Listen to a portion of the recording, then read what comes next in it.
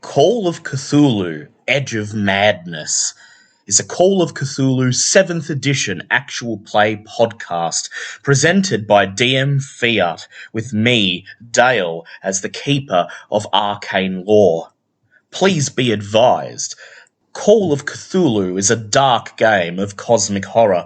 You'll hear descriptions of gore, depravity, helplessness, coercion, and other serious themes. This is not D&D. This is a game where we stare into the abyss and confront things that stare back.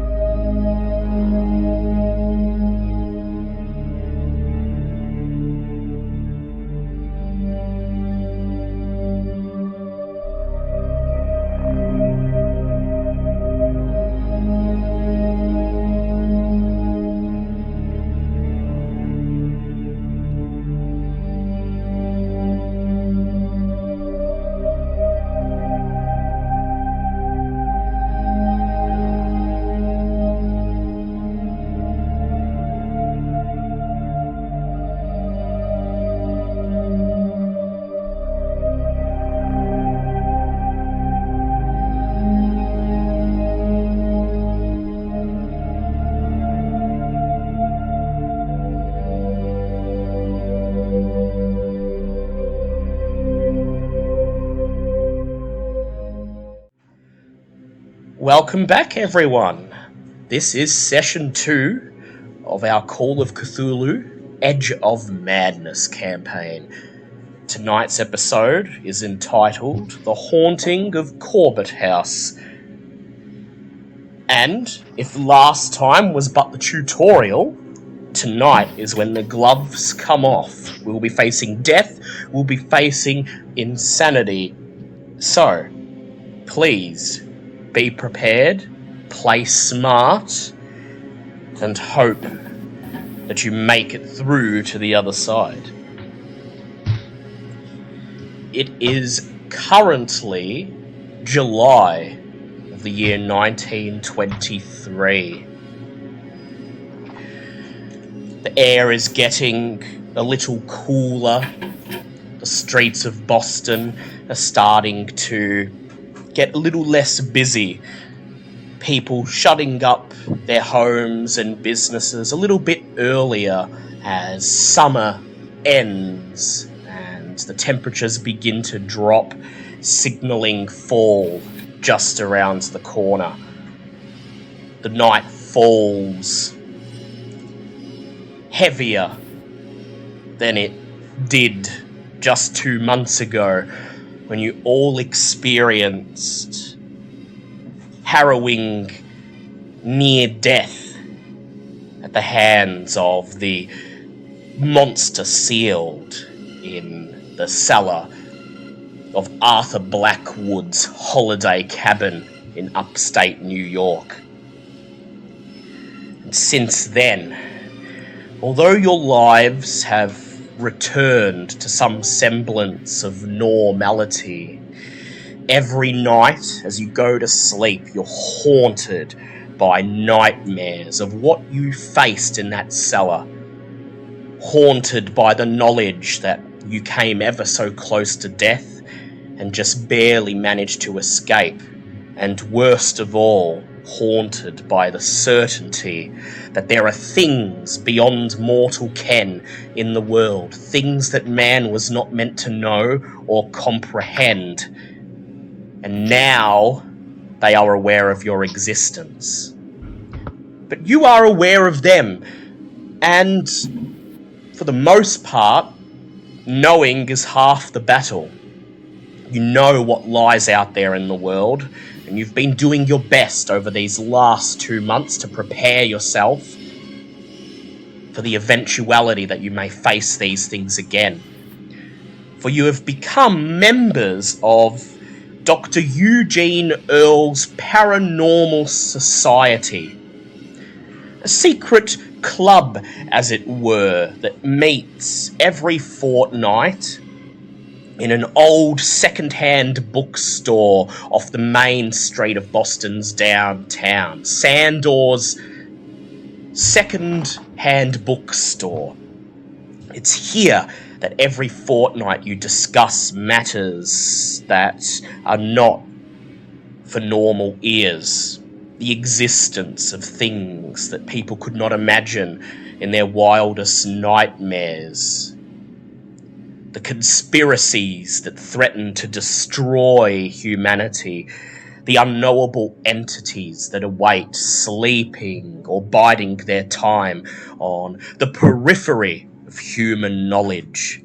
And how humanity, with the Paranormal Club acting as humanity's foremost offenders, can somehow delay the inevitable, that inevitable day when the denizens of the Cthulhu Mythos rise and gorge on humanity.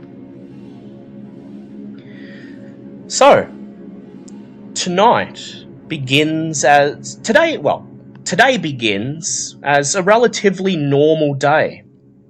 You've been called for your fortnightly meeting with the Paranormal Club in Sandor's second-hand bookstore.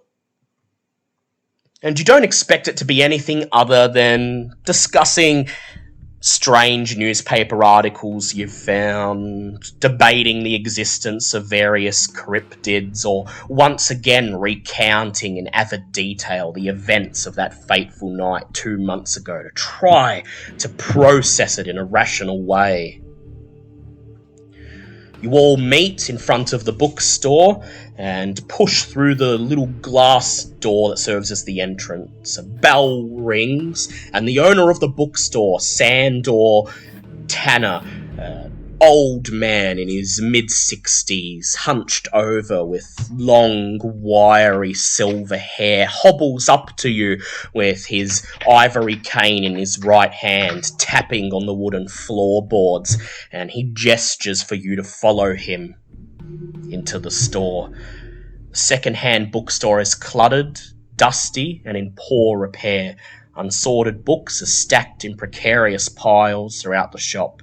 Sagging shelves line the worn hardwood floor, waiting to accept their new burdens.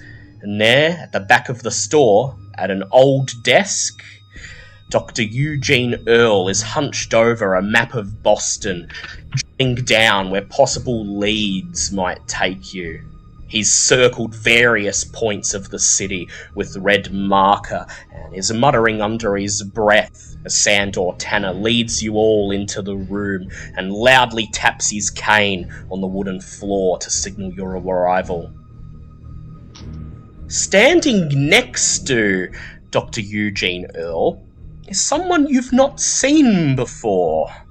For the last 2 months, all the previous meetings of the Paranormal Club, it's only been 3 of you.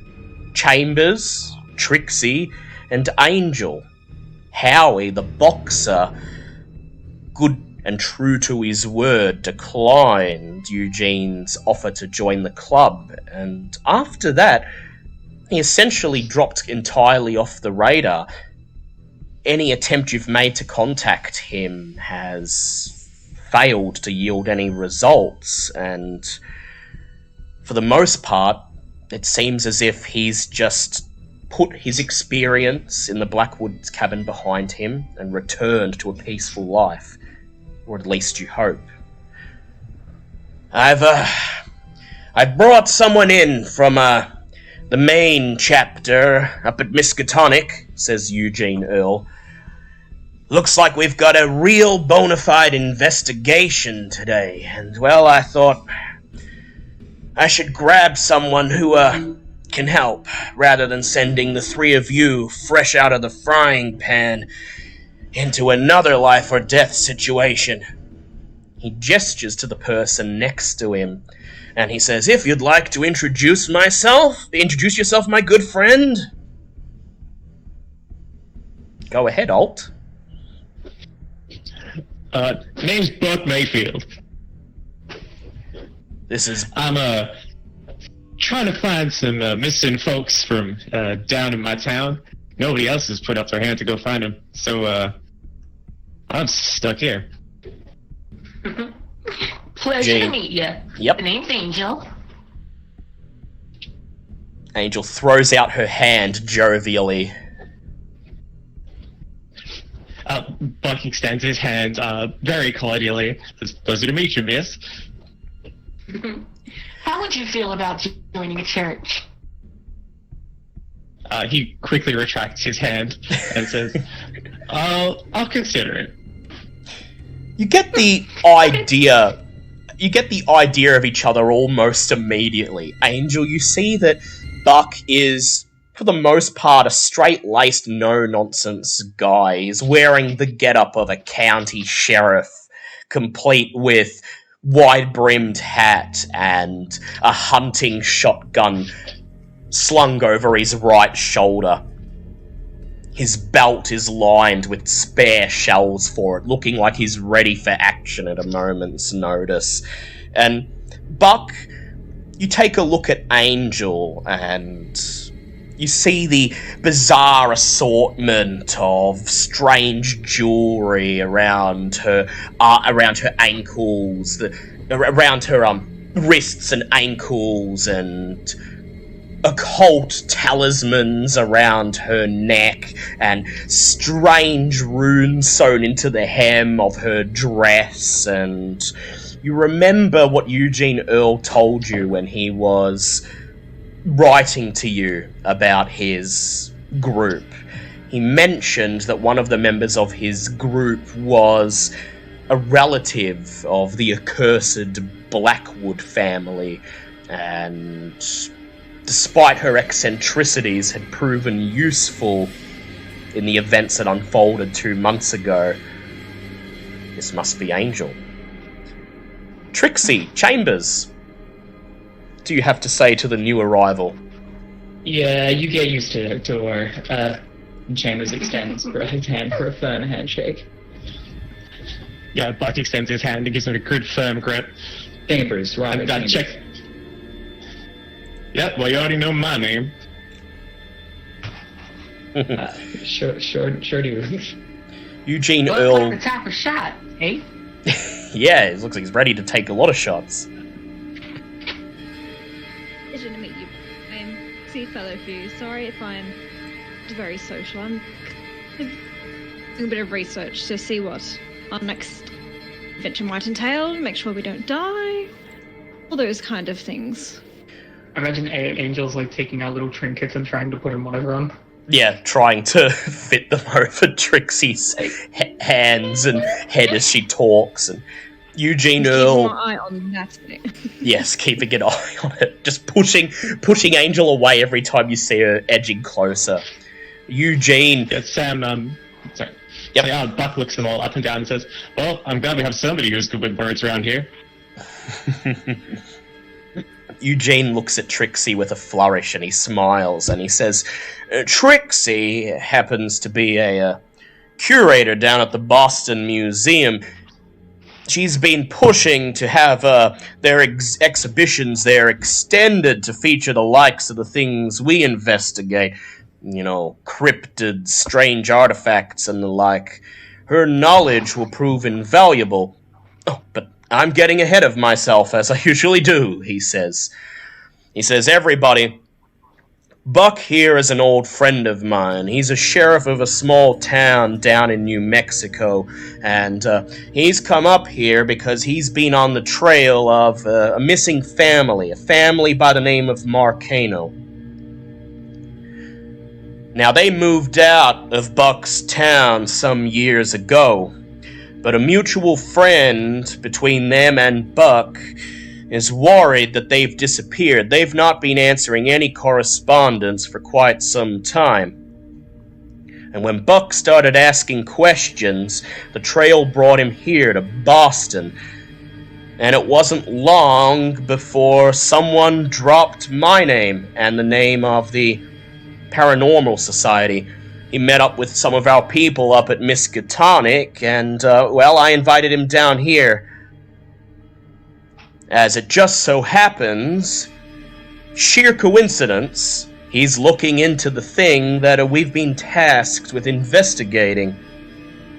With that, he clears his throat, he folds up the map of Boston, reaches for a piece of paper underneath, and flattens it out on the table so you can all see what it is. It appears to be a Northern Union telegram. According to the date and time on it, it was received earlier this very day.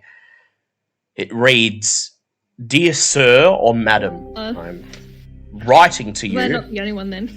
Yep, that's okay. So internet always We're getting causes... insanity effects already. Yep, it always causes trouble at this time, the That internet. isn't just me. 2 minutes starting and mine dropped out too. Like, kidding? It says, "Dear Sir or Madam, I'm writing to you to request your assistance in a matter of utmost importance. I am the owner of a property in central Boston, known as the Corbitt House. Unfortunately, I've been unable to rent it out because many local people believe that the house is haunted after tragic events befell my former tenants, the Marcano family. I am therefore looking for somebody to examine my property and dispel the rumours that surround it. You will be compensated generously for your services, with a $25 advance to begin the investigation. If you are unfamiliar with the area, I suggest that a good starting point for your investigations would be to consult records at the Central Library, the halls of records, and the offices of the Boston Globe. I would greatly appreciate your help in this matter.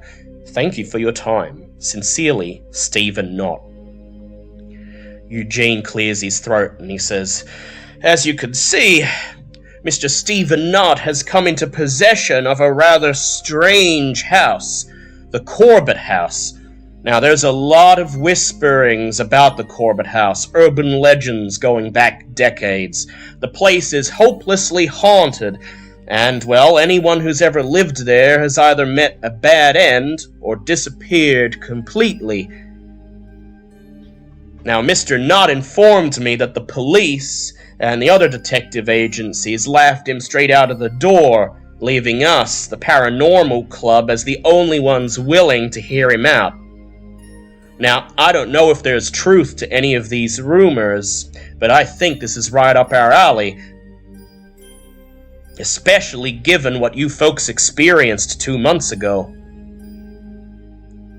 He then turns to Buck, and he says, "And of course, there's the link you're looking for. The Marcano family were the most recent residents of the Corbitt House. Now, Mr. Knott claims he doesn't know what became of them after they moved out. They've gone completely AWOL. But, as your concern is trying to find them, I feel you'd be best served working with me and my investigators and seeing where things take you. What do you say for yourself?" Buck chews a little bit more tightly on his unlit cigarette, just like a bit of tobacco just spilling out the end, and mutters, "No, I don't put much stock into all this airy-fairy, hocus-pocus nonsense, but if it gets me closer to finding the family, boy, that'd really put a smile on some of the faces back home." Eugene Focus. Eugene exchanges a glance with Angel, and then Chambers, and finally Trixie. And then he turns back to Buck and he says, "Well, if telling yourself that's gonna help set your mind at ease, then who am I to question it? But I have the feeling, Buck, that this investigation is gonna open your eyes to things that you did not realize inhabited this world." Buck squints a little bit and tries very hard not to roll his eyes, obviously, but just nods politely instead. Well, The ring and I pop it on Buck's head. yeah, you just take one of Tap your it onto his head. various strange pieces of jewelry and slide it over black the ring from my family. Yep, the ring from your. Oh, you take the actual Blackwood ring and Yeah, I take the blackwood ring on my finger and tap him with it. So, Buck, Already. Buck Angel- takes the partially chewed cigarette out of his mouth and says, "Is she gonna be like this the whole time?" Eugene just rolls his eyes and says, I do believe it's something you get used to. Takes a Invasion while. of privacy is not such a thing within my church. Yeah, My friend. that's when you could be scared. By the way, I hope you brought your brown shorts. You might need them. Well, says Eugene Earl, Classy. as Mr. Knott promised, $25 advance, here it is. He reaches into his pocket, pulls out a wad of cash. He says, now, I can divide it up 4 ways. You can have 5 each, and I'll keep the last 5 for myself for any unforeseen expenses, or I can dispense the entire 25 to you right now and trust that you folk will know how to spend it responsibly.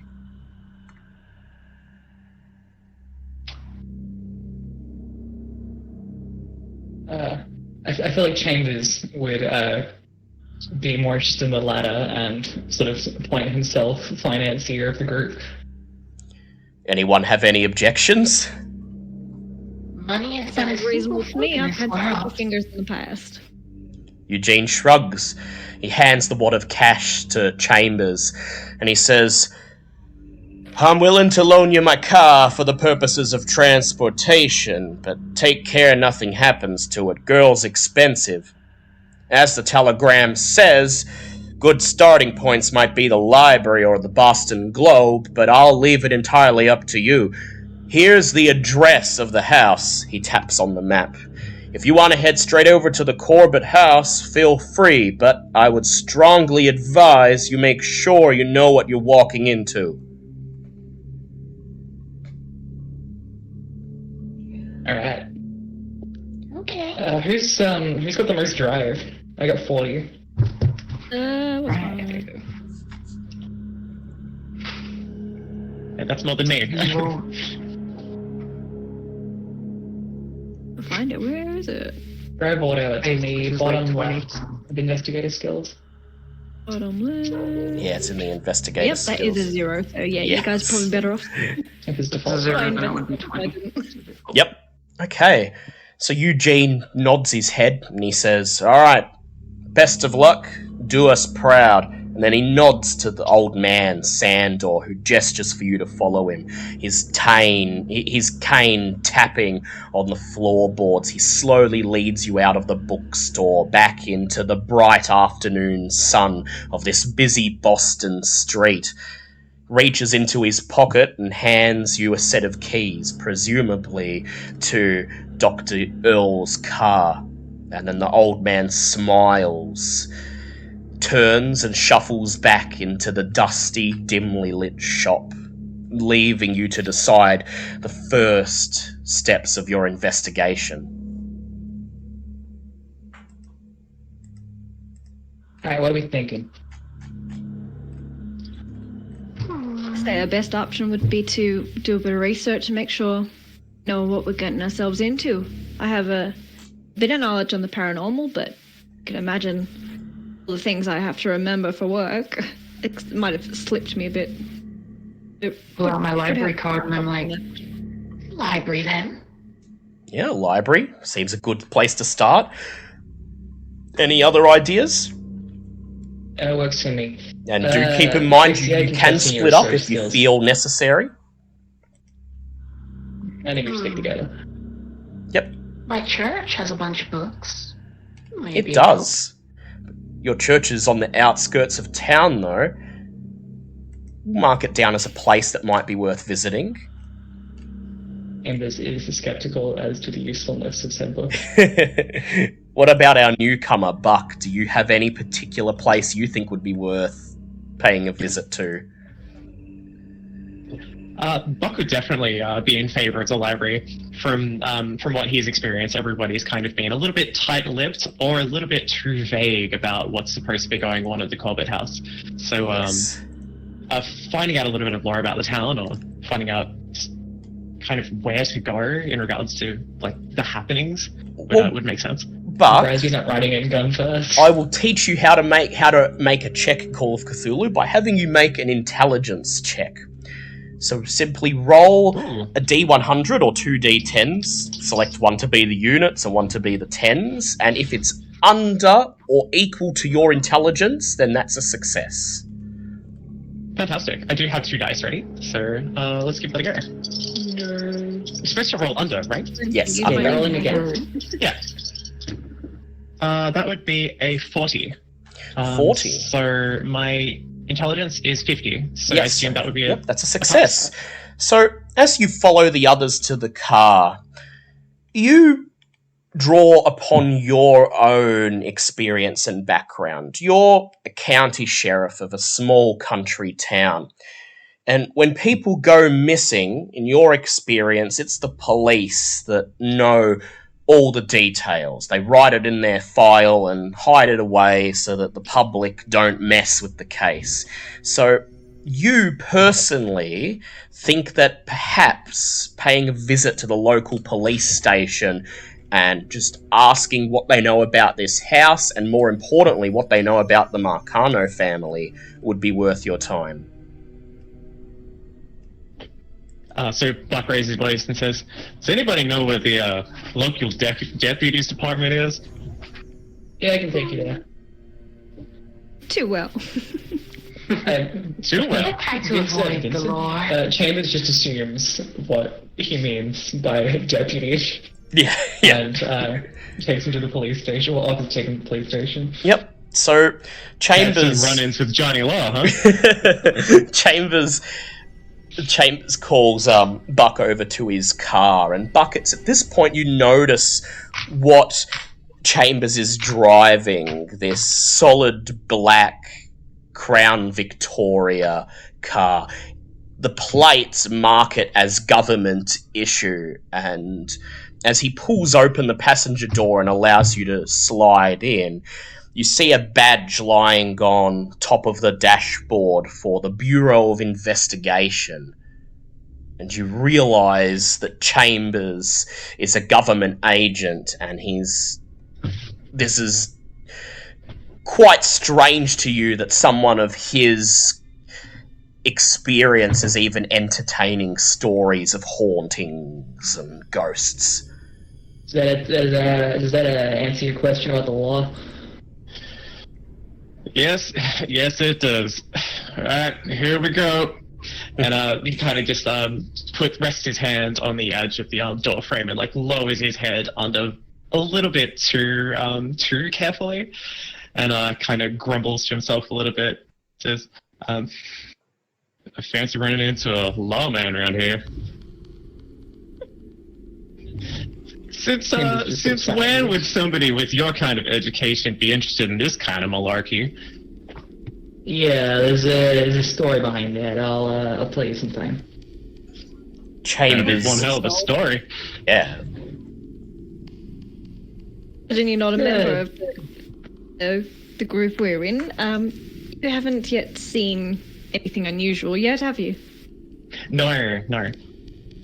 Yep.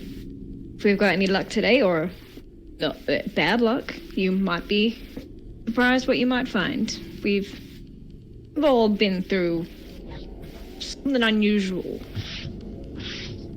We wouldn't particularly do something like this usually, but circumstances as they are, here we are.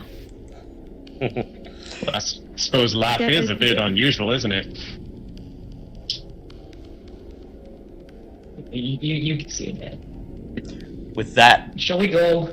Trixie climbs into Dr. Earl's car parked next to Chambers, pulls the door shut behind her as Angel clambers in with her, and the two drivers turn the keys in the ignition. The engines roar to life, and as Chambers reverses his car out onto the street, passing by Eugene Earl's automobile, the two drivers exchange nods, silent wishes of good luck, and then the two cars turn out onto the street and join the vein of traffic heading into downtown Boston.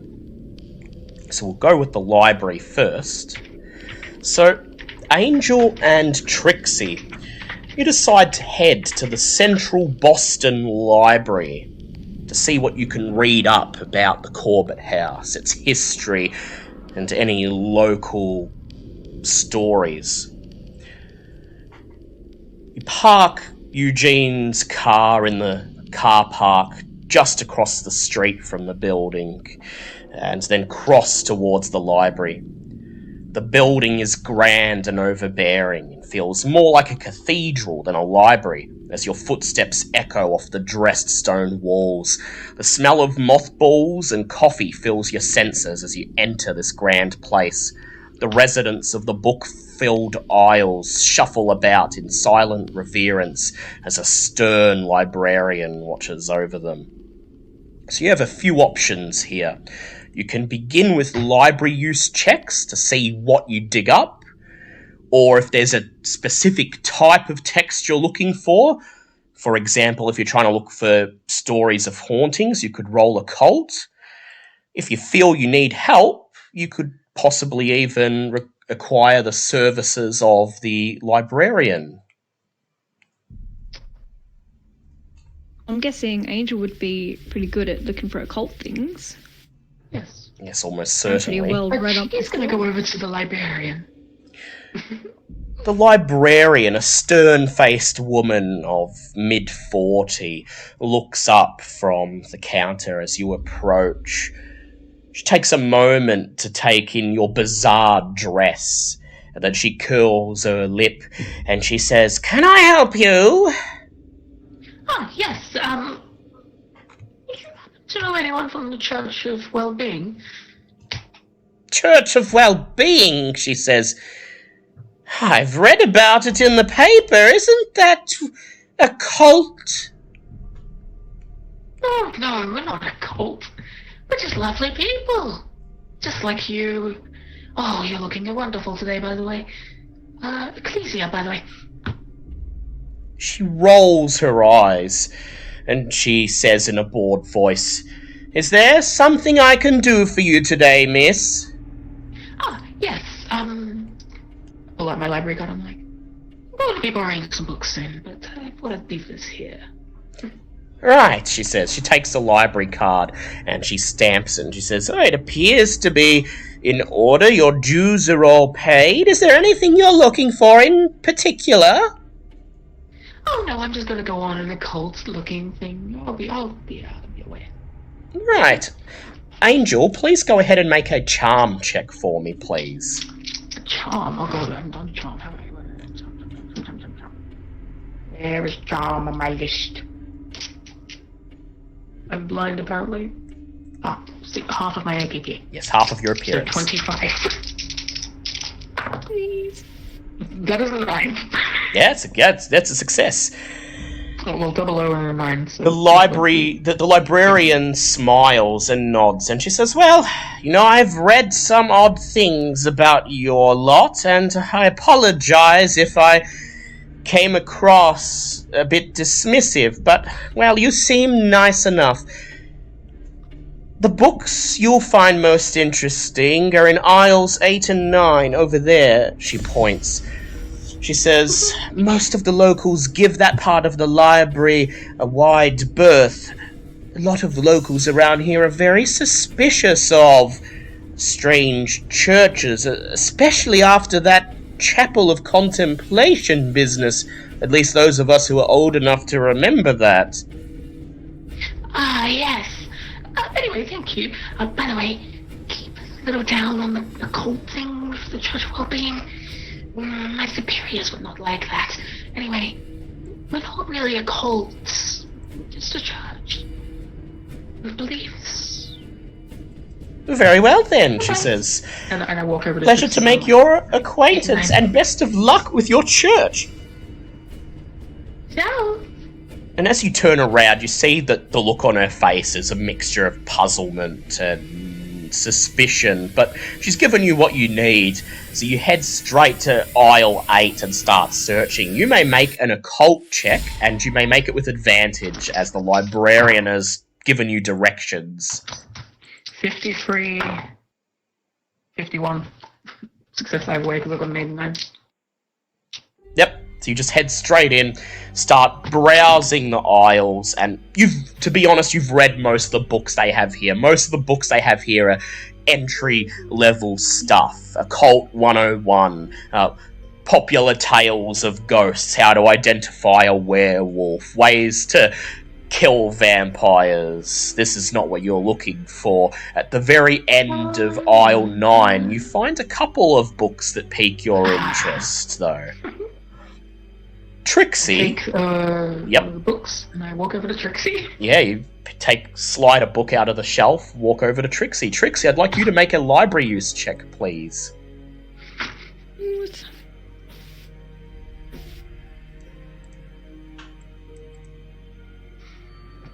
Hang on. I figured out how to use my D100, but now I can't tell which is You can't a 60 tell which and a is 90. which. Well, the 6 usually has a line under it, but... Single numbers is your second. Yeah, and single, double numbers yeah. is your first. The one with 2 numbers is usually the 10s. That looked like that was a 90, so... Yeah, that's not a success. Would you like Not to any push? good on my end. Would you like to push that? Might as well. Yeah, so you're only looking for stuff in a library. It's not like there's much risk of anything happening. 80, not much better. 80, alright. So, Okay, may I make a suggestion for a failure? yeah, what were you going to suggest? Angel slaps over the book. Yeah. Fucking forward walk. Yeah. So, you start looking through the aisles, trying to look for old newspapers, archives, things of that nature. You spend the better part of an hour searching and not knowing where to even begin. It's been a long time since you've been in a library, and when you're about to give up, suddenly Angel walks past and she whaps you on the back of the shoulder with a thick leather tome. And Good grief, woman. I couldn't find it. Hi! Oh, I talked to the lovely lady and she pointed me over to aisles 8 and 9.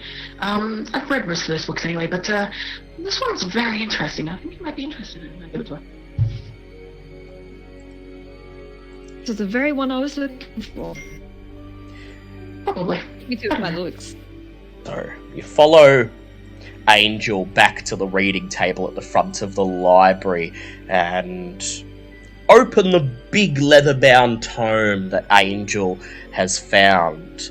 And it appears to be a collection of old newspaper articles that are concerned with strange happenings in town. Things that the person who created this scrapbook anyway considered to be related to the supernatural.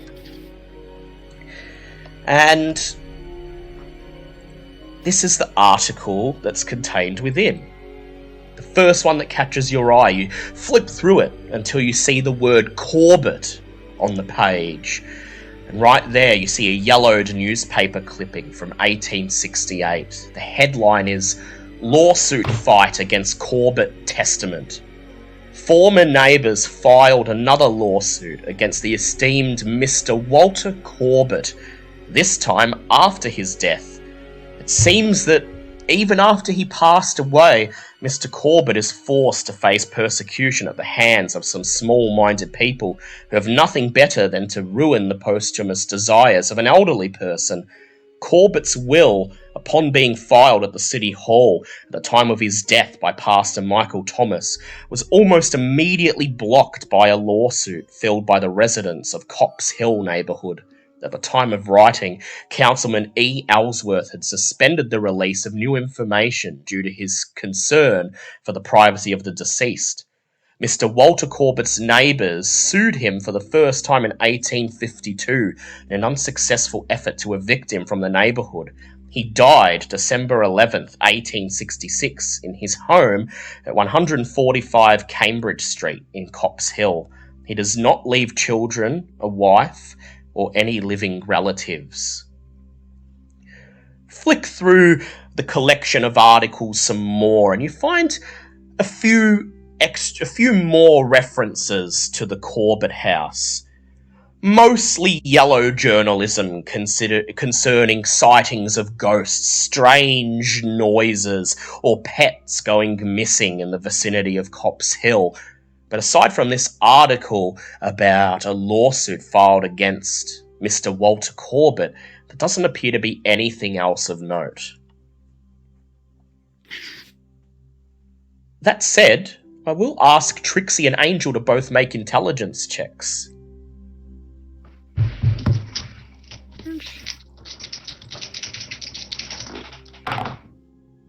That is a 70, and I'm not going to push. That's a fail. Yep, alright. Trixie? I was intelligent enough to find it. History, intimidate. It's a characteristic, it's not a skill. Oh, that's right. Street what's that? That is 48 intelligence. Yep, that's a pass. Sounds like a pass for me. So as you read this article, Trixie, you find yourself wondering about a few things.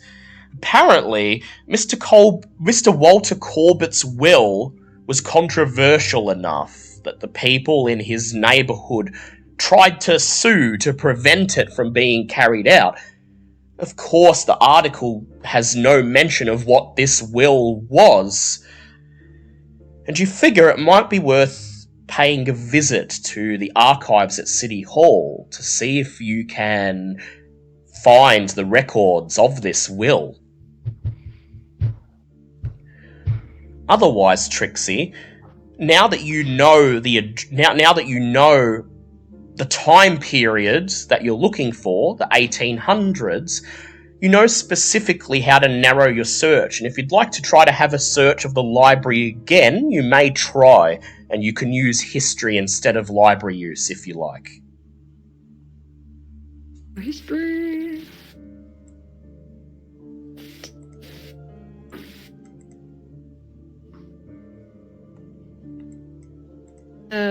10. 10. I was like, I got 3 zeros. 3 zeros, yeah. That's a really good pass. So, knowing the specific time period you're looking for, you tell Angel to wait.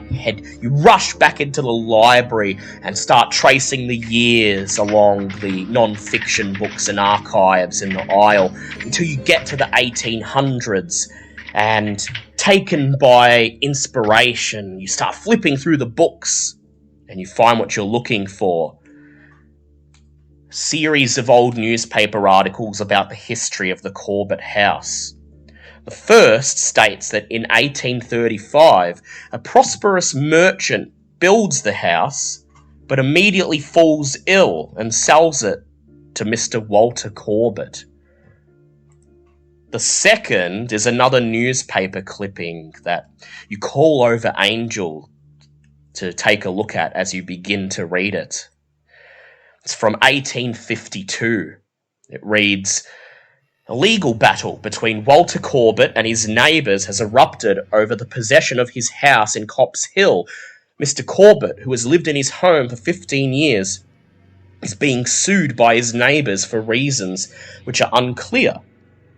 Mr. Corbitt's neighbours have called his suspicious habits and inauspicious demeanour a detriment to the neighbourhood atmosphere. They have cited these as the reason for their petition to evict him from his home. The details of the lawsuit are unknown as court records are not public record, but it is likely the petition will show up soon in the public record at City Hall once it is filed. The case will be heard in Massachusetts Superior Court by Judge Charles Hemingway as an Associate Justice on the Supreme Judicial Council of Massachusetts since 1841. Angel and Trixie, you both exchange glances with each other as you finish reading this article and close the tome. Not only was his will controversial enough to be subject to a lawsuit, but apparently so was his lifestyle. You have no idea what these inauspicious demeanours or suspicious habits were, but apparently they were enough to make his neighbours petition to have him evicted from his home.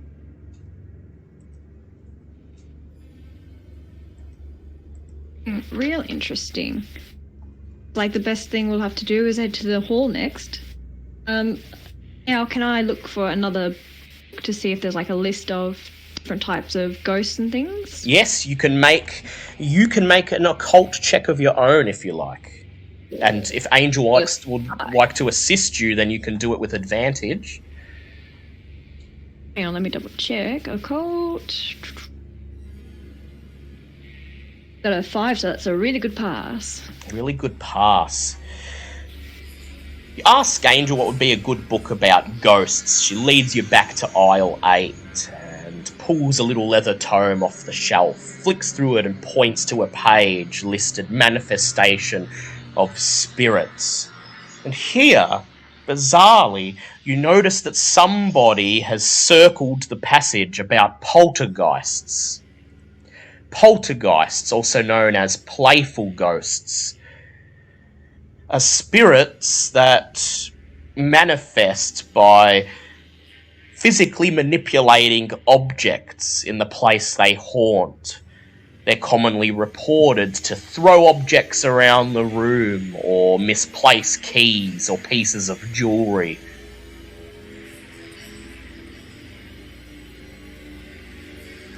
Well, looks like we've got some inkling of what the type of supernatural force we're dealing with. Poltergeist.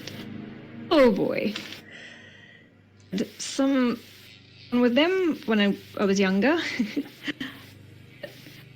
I can't handle. I'm sure. So you can't handle. Work this out. Certainly, probably not as bad as what you faced in the cellar of Blackwood's holiday cabin. So Exactly. Can't be as bad as a murderous genie. Yes, big tentacled monstrous mass.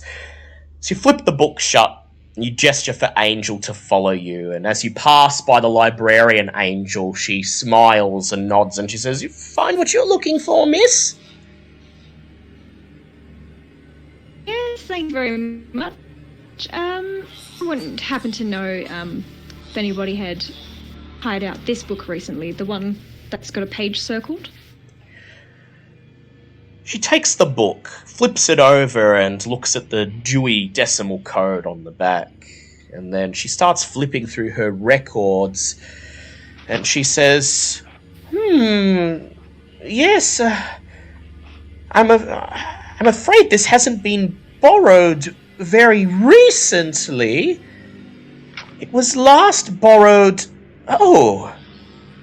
20 years ago it was last checked out, and the name... She runs her finger along the piece of paper trying to decipher her own handwriting. She says, yes, here it is. The name is Michael Thomas. His library card expired 18 years ago and he never returned to renew it. Oh, thank you. I was wondering if it was one of my associates from the museum. All right, thank you very much. Best of luck, miss, she says, as you step out of the building onto the busy street and notice that there's slightly more cars on the road. It's getting to about 3:30, 3:45 in the afternoon. You spent so much time searching the library that first time when you pushed your roll that you ended up spending quite a lot of time in there. The Hall of Records at City Hall is going to be closed very soon, so if you still want to make it there, you're going to have to try and make sure you drive smart and fast. Fast. Did Angel have any... Does Angel have drive? She doesn't have drugs. Oh, well, we'll get back to that. For now, we're going to cross to the police station to see how Chambers and Buck are doing in their investigations. You step into the police station, Buck and Chambers. The waiting area is decorated in a bleak wooden panelling and filled with well-worn leather-upholstered benches. Many eyes turn to face you as you walk in the busy streets, and They wait their turn in orderly silence. The main desk is staffed by a smiling man in a smart, freshly pressed uniform, complete with name tag that proudly informs you that this is Police Officer Faust. As you step up to the counter, Officer Faust smiles at you, tips his hat, and he says, "Oh, hey, how can I help you, folks?" Buck? Yeah, so Buck leans forward and tries to make himself look probably a little bit bigger than he should, and leans his entire arm onto the desk, kind of towering over Officer Faust as much as he can. And says, "We need some information." "Well, I can certainly help you out with that," says Officer Faust. And he says, "What are you looking for? Fire code? Safety directions for evacuation in event of flooding or storms? Pamphlets on community safety?" He gestures towards a little cardboard box on the counter next to him that's filled with pamphlets with a big bright heading reading, "Don't let him in your house," and there's a cartoon image of a man in a balaclava with a revolver.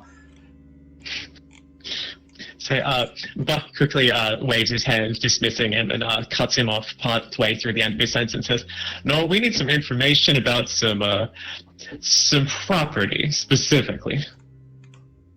Are you going to flash him a badge? Buck doesn't have a badge. Buck doesn't have a badge. Okay, so I will ask Buck to please make a persuade check. Depending on how that goes, I might flash my badge, but we'll see. So the default is 10. Does that mean I get 10 even though it's not a skill up check? Yeah, means you get 10. Cool, so 10%. Alright, let's see how that goes. I rolled a 64. That is a fail. Yeah, you can try to push it, which means you can do it again. Oh, no, I'm not going to push it. If you fail, the result will be definitely worse.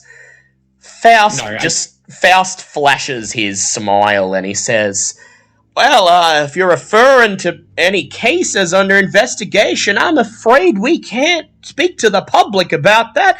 But if you're looking for someone to verify a property contract or something like that, I can refer you to a lawyer who handles such matters." And I suppose at this point, Chambers is going to cut him off. Faust, was it? Like, He nods. I hate doing this, but and I'm with the Force. Any shows his badge. Go ahead and make a law check for me, please. Sure. My law is. I had to read this sheet. I know, it is such a bad 70. sheet. They did make a new sheet that I should look into. So did you pass or fail? Oh gosh, my finger's being weird. Sorry, hang on. That's okay. I passed. Passed. Not a crit. He leans forward, peers at your badge, and he's satisfied immediately. He nods and he says, "Oh, why didn't you say so? Sure. Go ahead. What are you looking for? I'll be happy to help." So Buck's just going to take a moment to quickly flash his eyes at the badge and kind of squint a little bit distastefully. Yeah, he's sick of these feds coming in and stepping on his investigations all the time.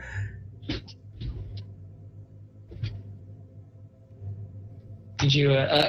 Chambers has the good grace to let Buck keep running the show. Yeah. So as I was saying, we need some information about anything that's got to do with Corbitt House, or which is the house over on yonder street, and if there's been any break-ins, any murders, any investigations, anything at all. Oh, says Faust. The place in Cops Hill. Yeah. Look, there's been...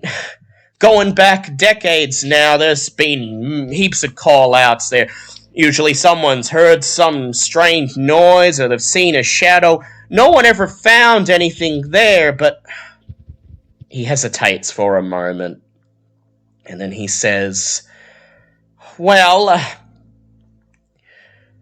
There was a more notable incident that I suppose is tangentially related to the house, but did not occur on the premises.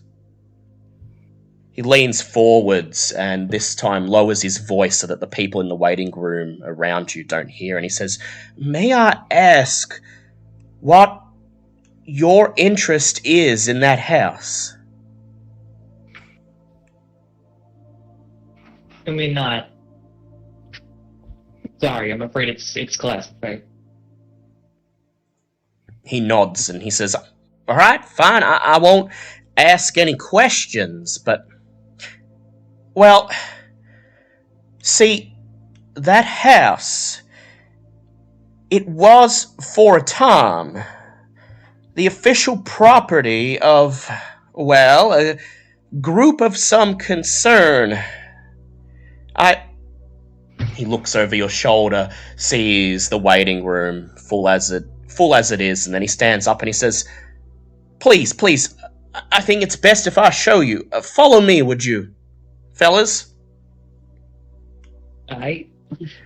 Leads you through a door behind the counter, down a hallway, past a room filled with police officers sitting at their desks doing paperwork, chatting about their cases, idling away the time. And at the very end of the hallway, there's a metal door with stenciled lettering on it, Archives. Faust pushes it open and you follow him into the dark, cold room. He fumbles around, reaches out for a chain and pulls it, and a light bulb bursts to life, humming, illuminating the room in harsh blue light. He hums in a jovial manner as he runs his thumb along the spines of several cardboard boxes and folders on the shelf, and then he finds what he's looking for, says, "Aha!" grabs it and opens it up and hands you a piece of paper from inside. And your eyes go wide as you see what it is. It's an old police incident report concerning a raid carried out on August 12th, 1912. The raid, or the objective of the raid, was the search and arrest of members of a group known as the Chapel of Contemplation, specifically their leader, a Reverend Michael Thomas, at the group's compound on 49 Mulgrave Street. The piece of paper states that 54 arrests were made. 8 of the supposed cultists ended up being held on charges, including Michael Thomas. Arms and ammunition were seized, along with gold trinkets and statues. During the raid, whether intentional or not, a fire broke out, burnt down the building, and claimed any other evidence within. 17 cultists were killed in the fight, killed in the gunfight or the preceding fire, along with 3 policemen. The final remark on the police report states, "No children were found on site. Raid was occasioned by affidavits swearing that the members were responsible for the disappearances of neighbourhood children.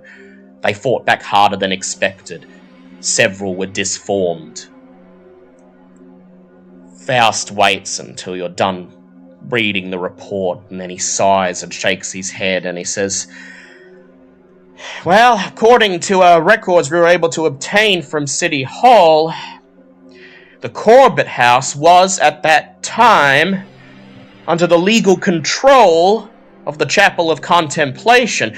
Now, we searched the house, and we found no memorabilia or any other signs that any of the members of the cult were conducting any business there. The place was empty, we seized the house, put it back on the market shortly thereafter.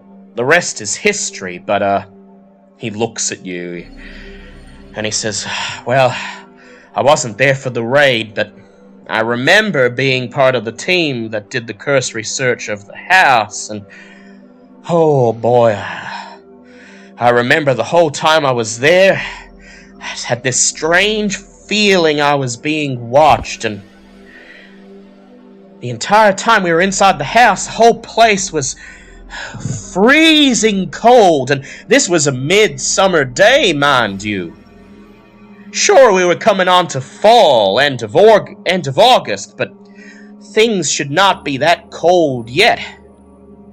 And well, I've always thought that maybe some of the stories about that place have a basis in its association with these people. He taps the police record.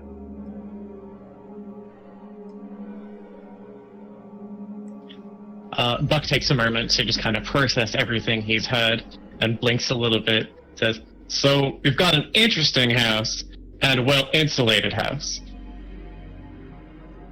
He nods, and he says, "Well, I get the impression that this isn't what you were looking for." Oh, this sounds about right. He says, "Look, I know you can't say much, but I happen to know the names of several of the previous residents of the house, and, well, if you're looking into any missing persons or anything like that, I'm sure I could pull up a file." Missing persons? Do we have any names? Definitely. Curious about? He raises an eyebrow. He says, "Oh, sure, there's missing persons. Last folk who were in that house, the Marcano family, they seem to have skipped town or something like that. Moved out, no one's heard hide nor hair of them. And previous people who lived in that house have met, well, strange ends." Define strange ends. He thinks for a moment. He says, "Well, look, I think I got something here." And he begins to rifle through the files once again. He extracts another another bundle of paper, and you realize that it's an old newspaper. He folds it over and hands it to you. He says, "This one we got from the Globe. They were gonna publish this, but we issued an affidavit to keep them from publishing this, to hold it until we were ready. See, we don't want to cause any trouble with that neighborhood, and we don't want to make the situation worse and spread hysteria about that house. But they got the draft printed up before we got to it, and you're looking at the only copy of that paper that was ever printed." It's an article from May 20, 1918. The headline is, "What Haunts the House in Downtown Boston." It says, "Something ominous has been haunting a house on Cambridge Street. Whatever it has already destroyed 3 families in the last 20 years. The property, number 145, was the scene of several deaths, madness, and possibly murder. Reports say that in March 1880, a family of French immigrants moved into the house. The horrors that were experienced by these people will never be discovered, except for a series of violent attacks which somehow resulted in the death of parents and 3 crippled children on a winter's night. The cause of death would have been stabbing, but the murder weapon was never found. The house remained empty for a long time after that, but in 1909 another family moved in and was immediately stricken with disease. In 1914, the older brother went crazy and killed himself with a kitchen knife. Finally, the inconsolable family moved to another state. The terror returned when in April 1918, 5 years ago, a third family, the Marcanos, rented the house, but they soon left under mysterious circumstances. Is the house cursed? Is there a demon haunting the residents? Maybe something wrong with the water or a disease that has remained there since the year of construction. In any case, anyone who dares to live there from now on must be brave and strong enough to keep their sanity and mental health."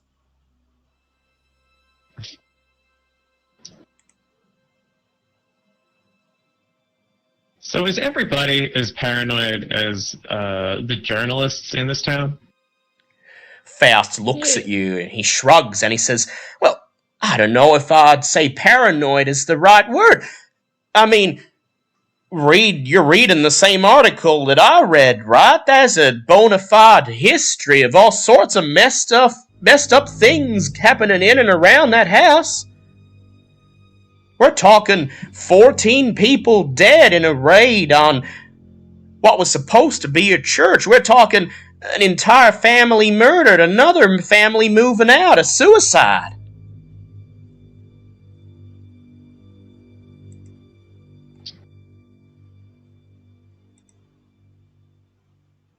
Yeah, if you're gonna be sticking around with us, you'll get used to this.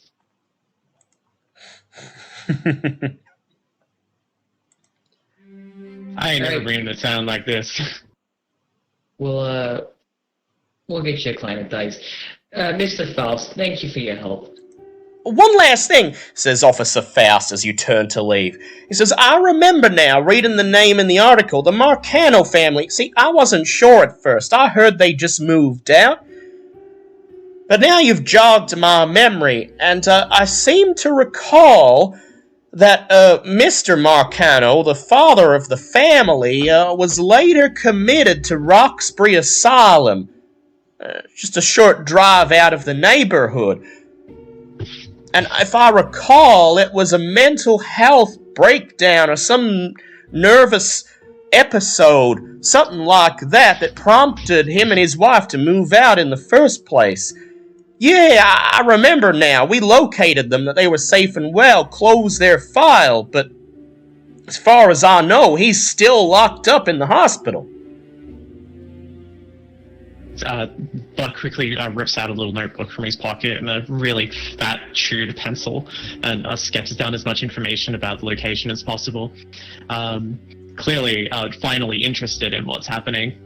He gives you the address. He gives you the address for Roxbury Asylum, and he says, yeah, that's right. Mr. Marcano was the one who was committed. Vittorio Marcano. His wife, Gabriella, lovely lady from what I remember, but she was damn near catatonic when we found her. Look, my advice to you, if you've come looking for the Marcanos, you just tell your boss that you found them, maybe pay him a visit at the asylum to verify they're okay, and then maybe you turn around and go back where you came from. This Corbitt house is not something that you want to waste your life looking into. Now, from where I come from, my business is my business. I apologize, my partner. We'll take care of ourselves. I appreciate your concern, Mr. Faust. Faust nods and he says, look, I understand. Your business is your business. I'll leave it up to you, but please, a place like that, I get the heebie-jeebies thinking about it. Just be careful, you hear? And then he leads you back out of the archives room, back into the lobby, takes his seat at the counter and calls up the next person. As two middle-aged women shuffle across the room towards him, he gives you one last look, a stern look and a nod. Be careful. You step out of the police station, back onto the street as cars scream past and people go to and forth about their business. If you want, the two of you can... Yep, go ahead. That attitude get you very far? Oh, you'd be surprised exactly what it gets me. Yeah, so, would you mind... Hold it down.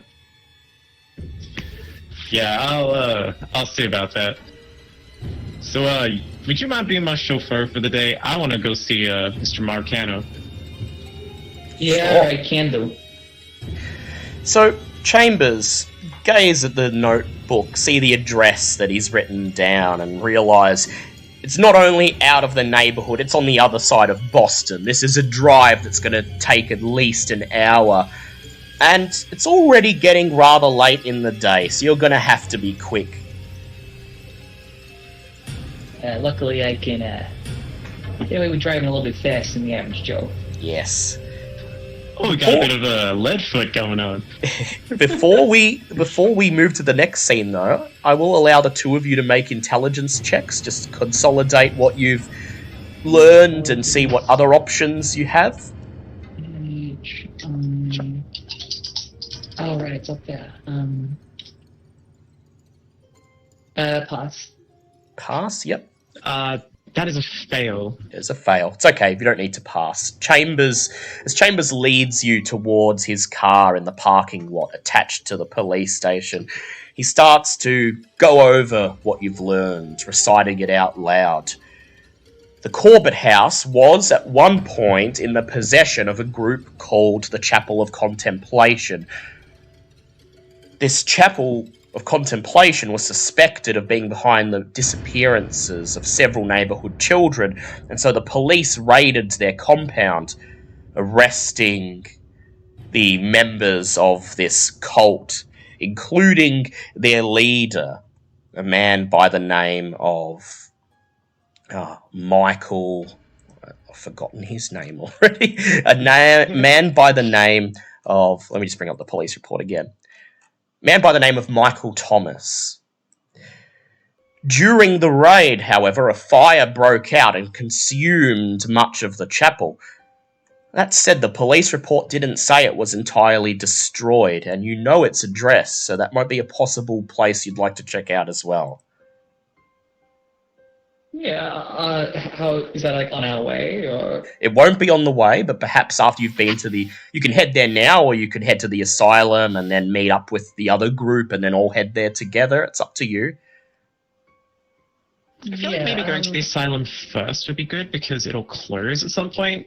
But a burned-out house probably won't close. Burned-out place is going to be there for you to look at all night.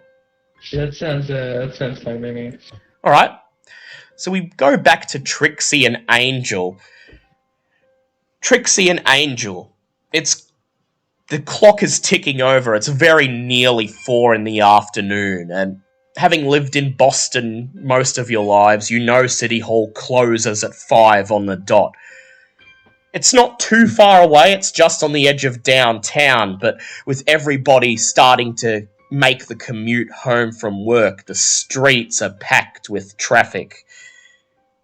So, I'd like one of you to make a drive check for me. Or, alternatively, one of you can make a drive check and another can make a navigate check. Have you got anything for navigation?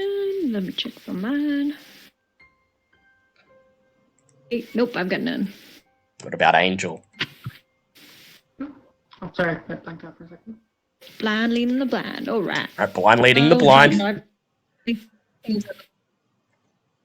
46.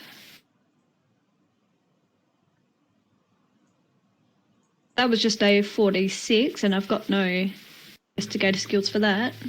Yeah, so if you don't have any points in the skill, it's just the number listed next to the skill name. So navigate would be 10, and so would drive would be 20. So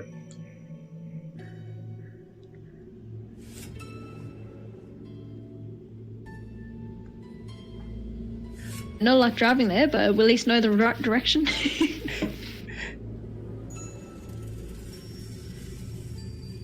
Right, Angel, which one are you going to make? I'll do drive. Alright. That is a 24. Ooh.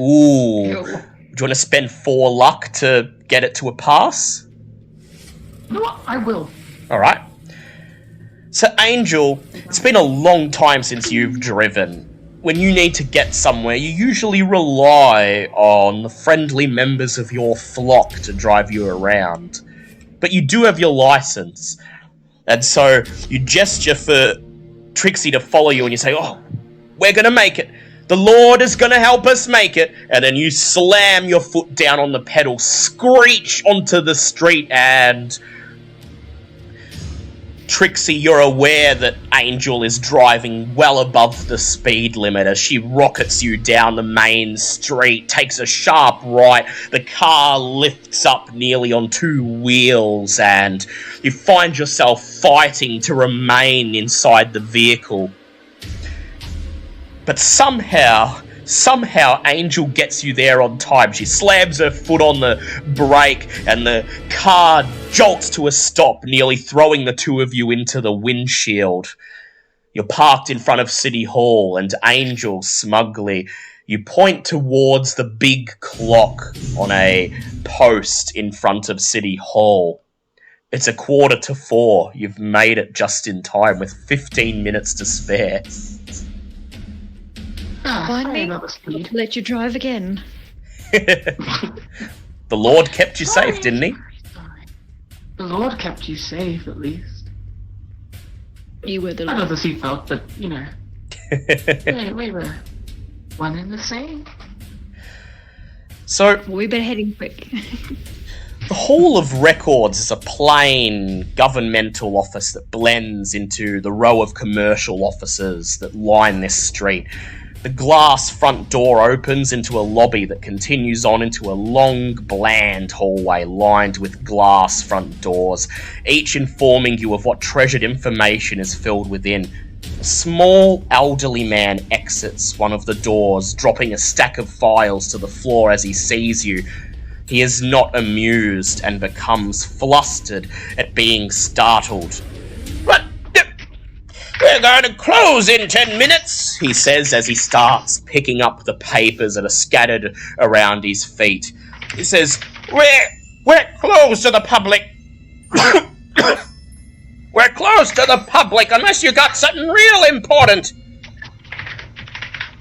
What we do, my dear fellow? Finishes gathering up his papers, bundles them back into his hands, and he looks the two of you up and down, and he turns to you, Angel, and takes note of your bizarre dress. And he says, If you're here to check the old church pamphlets, I don't have time to find the key to that room.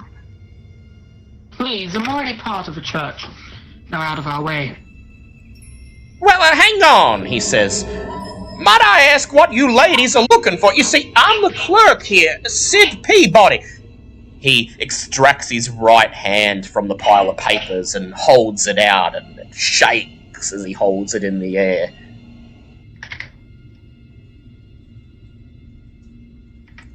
To meet you. We were just here to quickly look up some records of some various drawn a blank on what we're doing. The Corbitt house? Sure. Just on the Corbitt house, my friend. The Corbitt house, he says. Oh, well, see the room I just popped out of? All the old property records are there, and anything that's auxiliary to the Corbitt house should be there. You'll be fine to find it on your own, I presume. I'm quite busy, he says. Yes, no trouble. We can find it. Also wondering, do you keep records of death certificates or anything in here? Indeed we do. In fact, very same room, he says. Perfect. Makes it even easier. We'll be as quick as we can, I do promise. He says, I'll be counting down. 10 minutes from now, place closes up. If you're not done by then, you're out. He turns to shuffle away. Angel, are you going to let him leave, or are you going to try to get him to help you? I'm going to get him to help us. Alright, so how do you go about it? I want to use my psychology to psychologically evaluate this man. Yeah, go ahead, make a psychology check. That's a 26, which is a pass. So as he begins to shuffle away, muttering under his breath, you see that this old man is extremely nervous and flighty. He's in a rush to get his work done for the night and get out, and seems to be quite irritated that he has to wait an extra 10 minutes for you to find what you're looking for.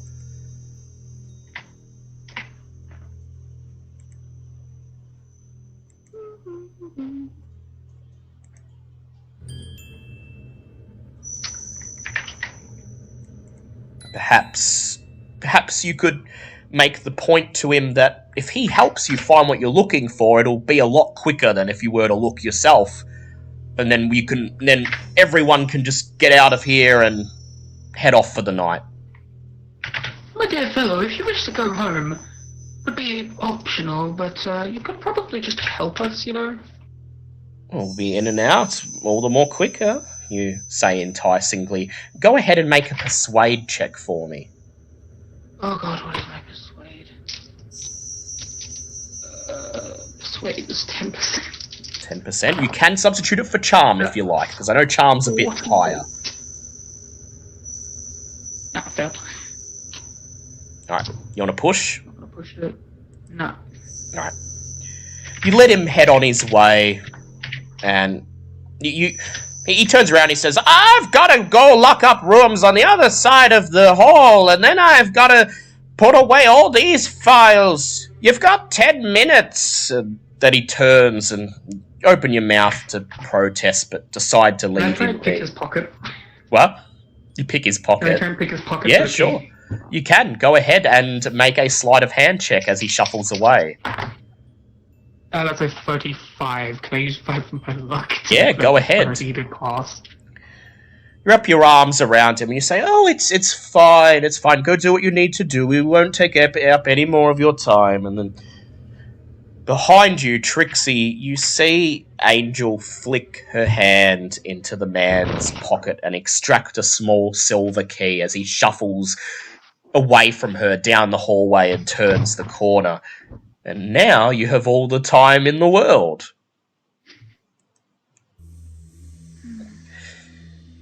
You turn Until he comes back and finds his keys.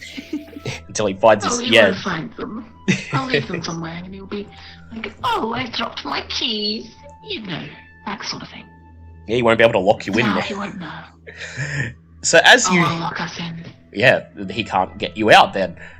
So you head into the room he indicated. You pull the door shut and you lock it behind you using his key. And then under the dull glow of the single flickering bulb hanging from the concrete roof, you begin to search. You may both go ahead and make library use checks, and you do not get a penalty because you're not under a time limit anymore.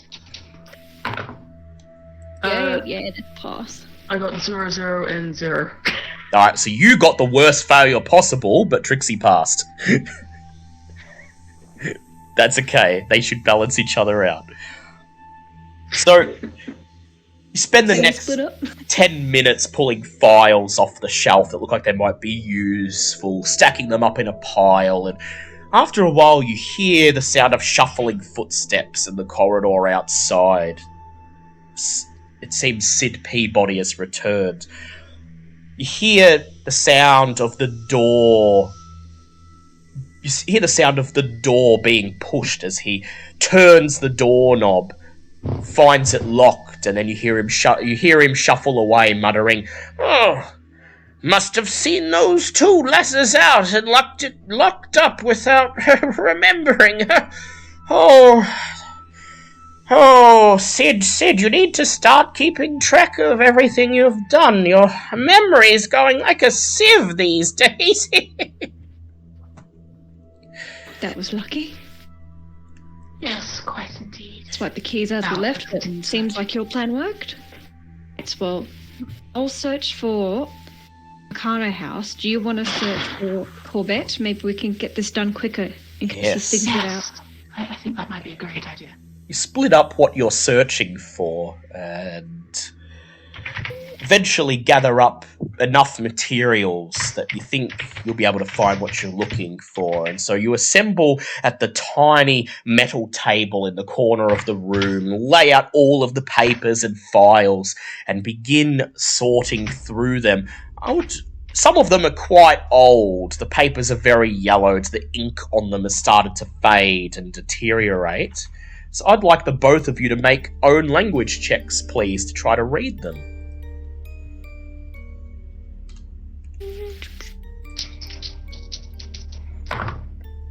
That's an 11. An 11 is definitely a pass. Yep.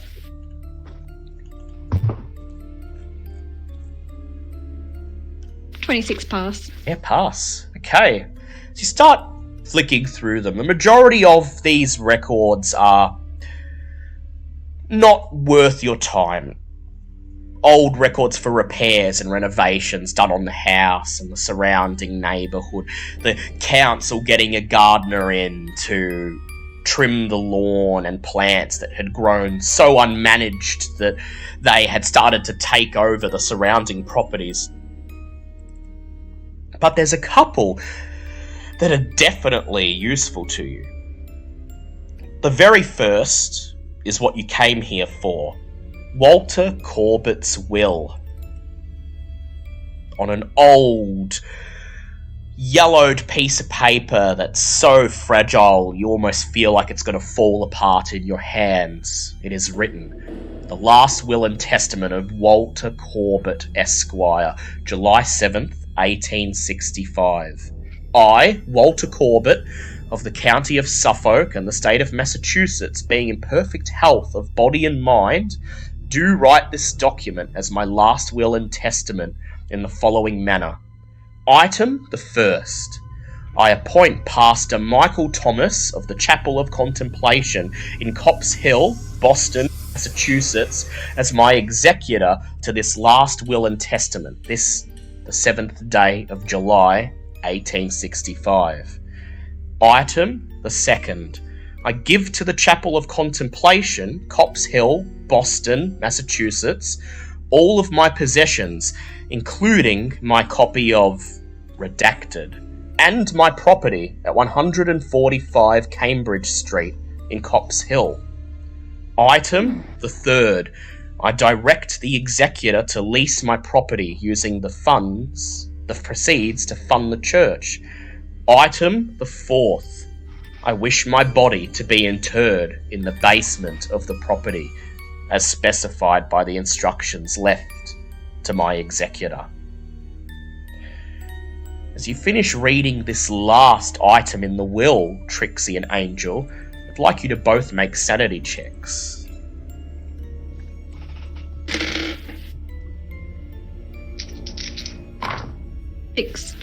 36.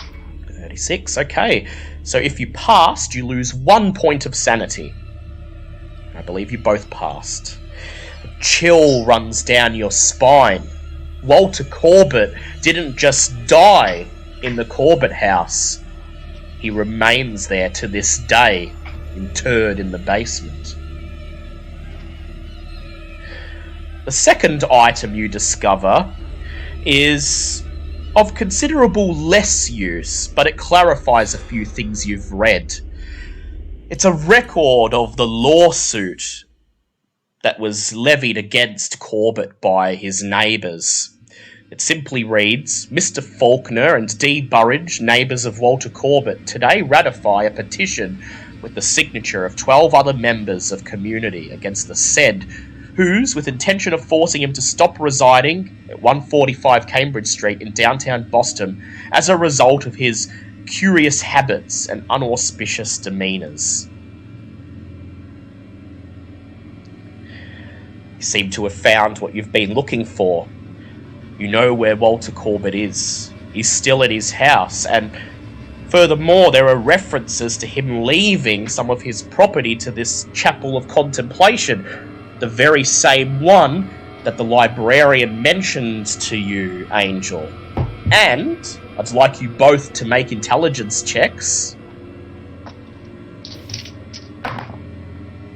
44, pass. 75 pass. You exchange worried glances as it clicks in your brain. The Chapel of Contemplation. You flash back to that awful night 2 months ago. You stand there in the living room of Blackwood's cabin, holding his diary aloft, Trixie, reading it with Angel peering over your shoulder. You remember the passage, in accordance with the rites prescribed to me by the Chapel of Contemplation.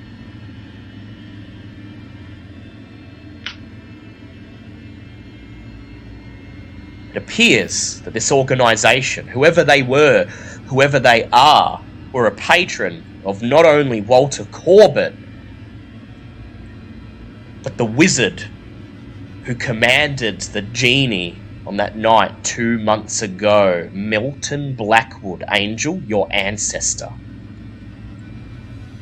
This is all related. It's connected. Interesting.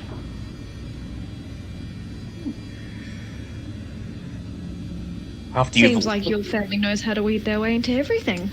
They sure do. Yeah, we are quite a big family. I have many brothers and sisters. After you let this sink in, you let yourselves out of the archives room, exit the Hall of Records, leaving the little silver key on the front counter underneath a pile of papers for Sid Peabody to find the next morning. And as you step outside, you realise it's gotten rather late. The sun has started to go down. The street is almost empty now. There's little in the way of cars or people going past, going about their daily business. The sky above has turned blood red, and the shadows are growing longer and darker. So you head back towards Dr. Eugene Earle's car. Make your way back to the old bookstore to await Chambers and Buck and learn what they have discovered. We move to Chambers. Yep. Can I do a check to see if I found what's his name? Record if Michael was still alive or not? Ah, yes, I forgot that. Go ahead and please make a history check.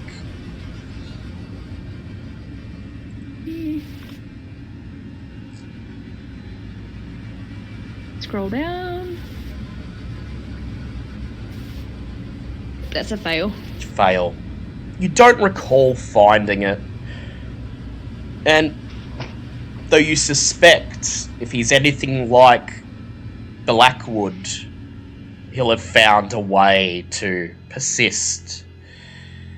And so you sit in silence, just watching the city go by out the window as Angel drives you back to Sandor's bookstore. And we go to Buck and Chambers.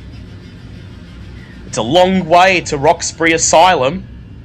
Chambers, are you up for a drive? Fine by me. Go ahead, make a drive auto check. Oh, that's a fail. I got 99. I'm gonna push that. Yep. But if I push it, I'm worried it might. Please note, Chambers can assist by making a navigate check if he pleases. Okay, that would be 10, so I don't know how much that would help. Well, yeah, no, sorry, not Chambers, I mean Buck can assist with that if he wants. I will roll for that. Yes. And if that doesn't go well, then you can push Then through push the the drive. drive, yep. Alright, Got two let's cars, see we're how right. these go. That is an absolute failure, 77. No Yep. chance. Oh, God. Well, you're I new know to this town. You've got the map in front of you, but Boston's just a maze of roads and streets. And you're able to give very rough directions, but in the end, it's up to Chambers to use his locals' knowledge to find his way through town. So go ahead and push and see Used how to be a big city, yeah. You know, back where I'm from, you turn left at the rock, you turn right at the barn. It's not so difficult. drive Being a little in a bit big past city, the cactus. I'm way out of my league. Yeah, I can understand that. 100. 100. Are Very we crashing the car? 100. So, Are we crashing the car? Say women are Well- bad drivers. Woo. You want to make it to Roxbury Sanitarium and back before it closes. So Chambers decides to drive above the speed limit, roaring down the streets, screaming through little side alleys, past crowds of people and other cars. There are several near misses along the way, but that's not what gets you.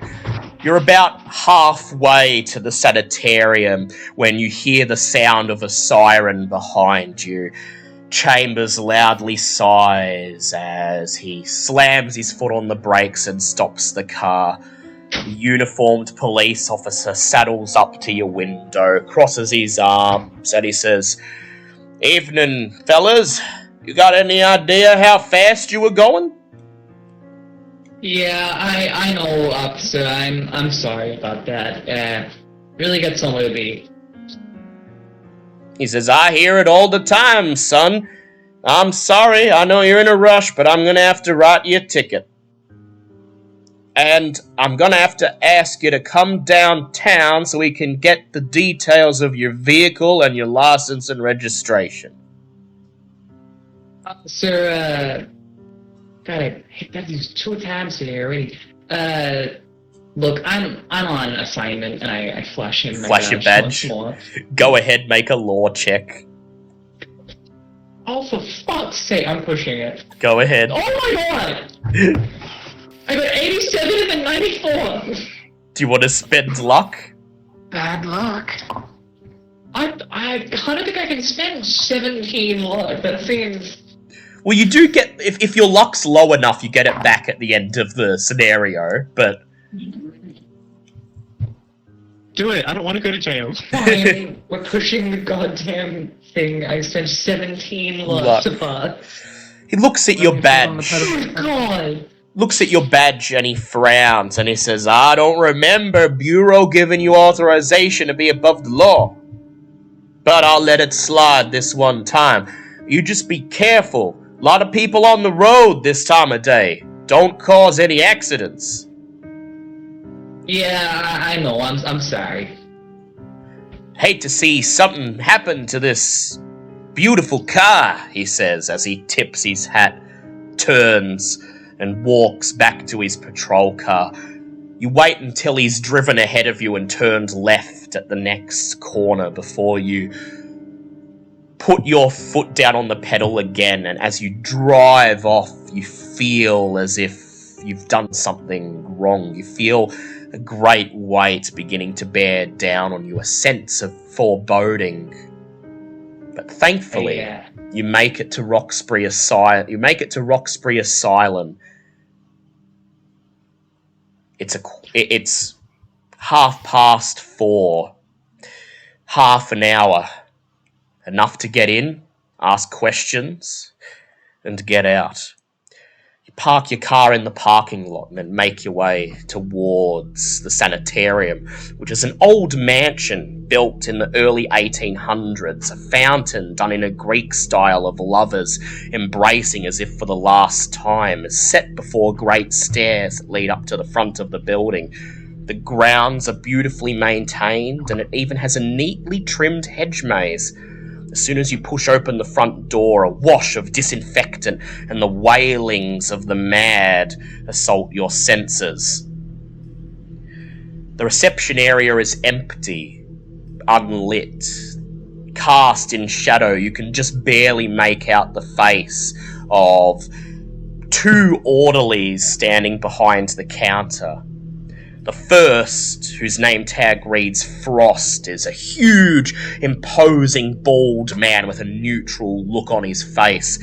The second, whose name badge reads Carver, is shorter, skinnier, and as you approach him, he folds his fingers together and looks at you in a decidedly sinister way. "Visiting hours were half an hour ago," he says. Yeah, I'm aware. Would you believe we got pulled over on the way here? "I would believe it," he says, and then he looks at Frost next to him, looks back at you, and he says, "Still, visiting hour was half an hour ago. Visiting, I'm checking in. After that try, yeah. Yeah. Yeah. I was looking at sanity for breaking the law. Like, oh, what have I done? You could have bring Angel with you. You could have put her in there. Yeah, that would be nice. Maybe next time. We're like, oh, Angel, you're back. If they saw Angel, they'd probably commit her immediately. Buck wanders up to the desk and tries to be a little bit more personable than he has been in the past in the past encounters for the day. I am dreadfully sorry, but there's someone I really do need to see here. Does the name Mercano mean anything to you? Is he here? Go ahead, make a charm check for me, please. Let me see. What's my charm? My charm is... Would be half your appearance if you don't have it. Half my appearance. I don't have charm specifically. Okay, so that would be 30. 19. Yeah, lovely. Oh, there you go. How about that? Two orderlies exchange glances, and then Frost says, Marcano, yes. Though the only people who visit them are their children, and I believe they are currently staying with relatives in New York City. Buck mutters to himself, just expressing relief that the children are at least okay. So he leans forward again and tries to kind of roll on with the charm that he's currently attempting to put on. I know this is an imposition, but I really do need to see him. Is there any way I can just get in and out, 5 words, be out of your hair in 5 minutes? That's all. I really do need to see him. Oh, it'd be more than my job if I was caught letting visitors in after visiting hours, says Frost. Perhaps you might make it worth my while.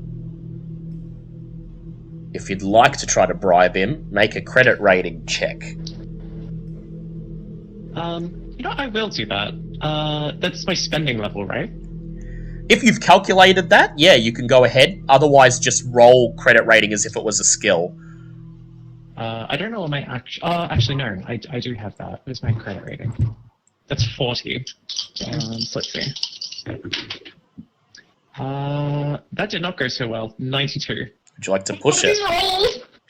Yeah, I lint in my pockets today. You go to open your wallet, there's nothing, just dust balls come out. This does have $25 that we got. 25? 25. Yes, Chambers does have that. I do. We do. I'm not inclined Not like making a to... bribe. One, I'm not going to be seen bribing somebody as a federal agent, and two, I'm not inclined to spend everyone's money on this. So Buck's gonna look. Pay Angel back later on. Was that a Buck's 15 gonna roll? look back at Well, What was that? Sorry. 20 or 25. What was that? Sorry.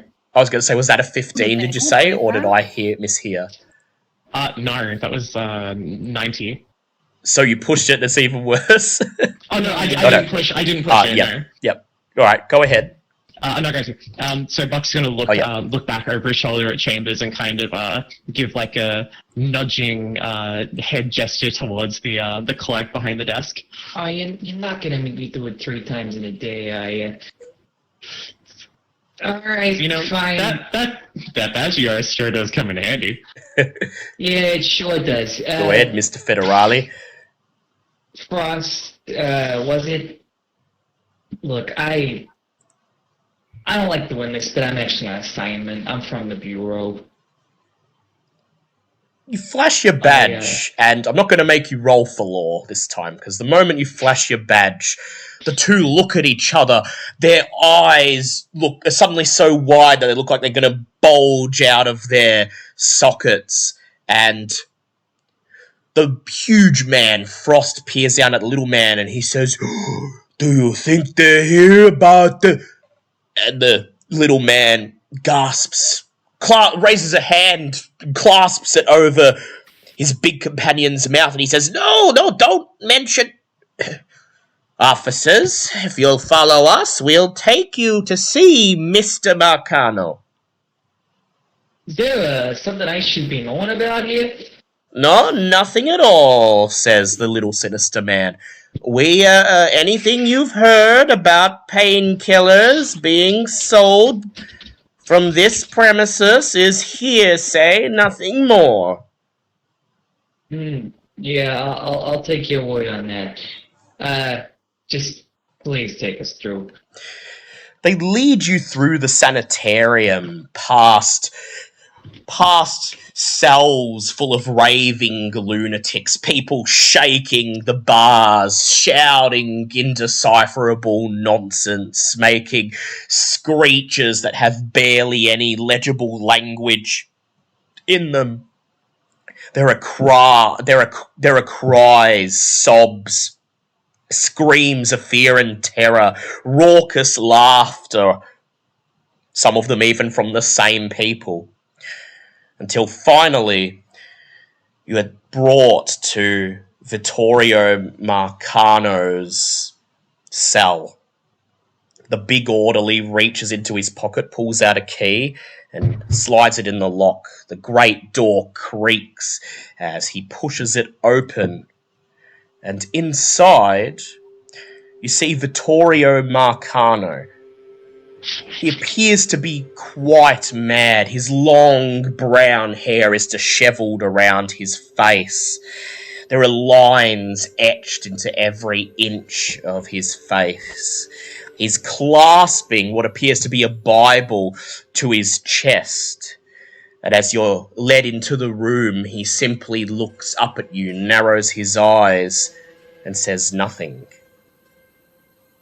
There is no flicker of recognition on his face, Buck. He does not seem to know who you are. Buck's gonna take off his hat and put it on his chest for a second and just kind of mutter to himself as he slowly and kind of somberly walks forward to Vittorio and says, "My God, what happened to you?"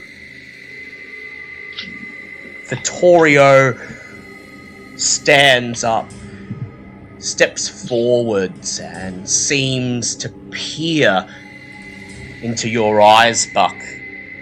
And then without warning, he moves, flips open the Bible, jabs his index finger at the page, and shouts, "By his own weapon is the devil worsted!"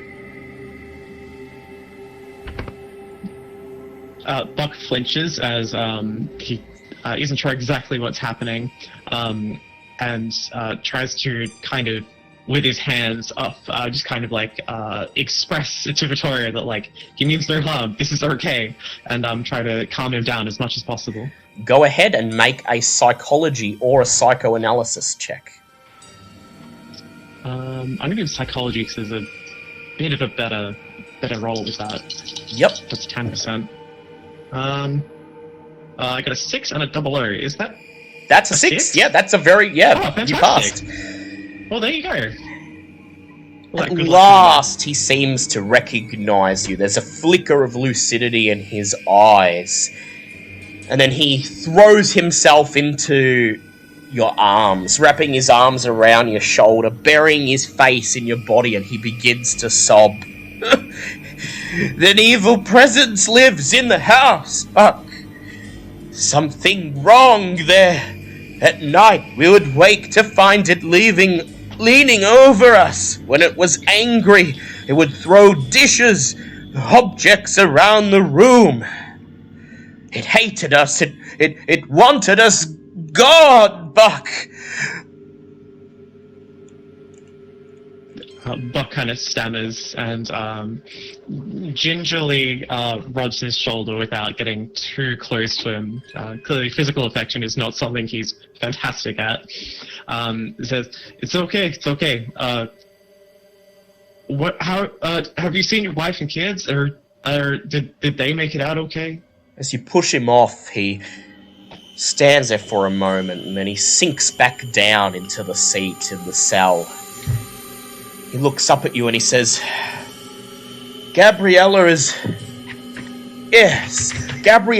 okay. She's with my brother and his family in New York City. So are the kids.